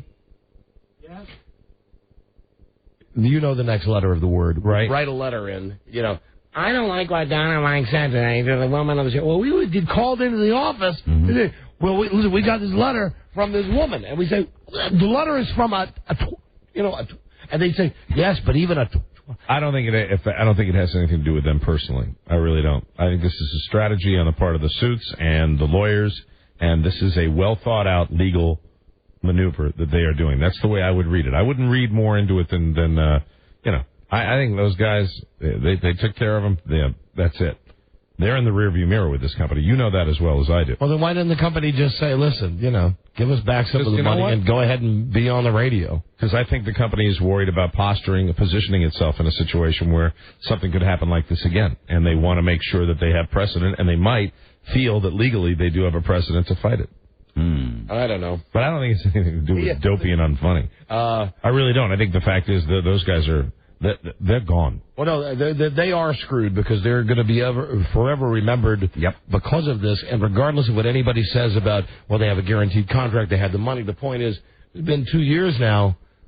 They had whatever structure you want to put it in, however you want, whatever parameters, they had some PR momentum. They were, listen, I had it right all along. Yep. Flavor of the month. They were the flavor of the month. They were the new hot, shocking show that would do anything and say anything and put women's breasts on the World Wide Web and lock themselves in the studio and break the equipment and be crazy and play Metallica records. Jesus Christ. Yeah, the month is over. Dicks. Yeah, I mean, and I agree with Don wholeheartedly that those guys should not have been fired for that. And in the same breath, F them. I agree. F them. You know who's never Big been... time. You know, as long as we're on this radio thing, you know who never gets the respect? Who? Really? George Michael. What's up with that? That's who, Buzz, George Michael. Yeah, he never does. California's new governor's trying to win friends. And He touched me, too, incidentally. California. George Michael. He touched me. And I'll be very honest in this deposition, Your Honor. George Michael touched me in my genital area. No, he touched you emotionally. In a genital area. While I was on a horse. Cauliflower. George Michael. California's new governor trying to win friends and influence people. Arnold Schwarzenegger now says he'll pass on the governor's salary of $175,000 a year. I pass on grass. To help the state's budget deficit, which is now up to $25 billion. Hey, got any weed? Click. Got some weed for me? I pass on grass. Want to get high? He says he'll make another $2 billion in budget cuts to try to help with that deficit. He's also asking voters, though, to support a record-setting $15 billion bond issue to make up most of the deficit. Now, bond issues are usually to build new schools and roads, not to make up past debts. Arnold says he'll put a freeze on state hiring, travel, and upgrading. Way to go, Callie. You got what you wanted, baby. He's Mr. Freeze. You got what you wanted. There's your hiring freeze. Hey, Batman. Here's what else they got. Maybe Arnold can help the state by giving commercial plugs. One of his first press releases said he'd be wearing a Prada suit at the inauguration. Quoting one critic, he spent taxpayers' money to give free publicity to Prada? What does he think this is? This kind of plug's done all the time. In show business, the performer gets free duds in exchange for the plug. The clothing maker says it believes that's what happened in this case. Jesus. My jeans, courtesy Wrangler. There you go. Oh. American. At Walmart. They're probably not made in America, though, right? No, probably made a sweatshop somewhere. Finally, crooks are still stupid. Did you make this up, or is this real? It's a true story. All right. In Modesto, California, a man robbed a bank even though he couldn't really see what he was doing. Modesto. The skinny robber... Close to Sacramento. Uh-huh. The skinny robber was reportedly wearing a pink shirt, big white gardening gloves, and tight jeans. But when he pulled over his face the checkered flannel he'd made into a mask, he realized he'd forgotten to cut eye holes in the fabric.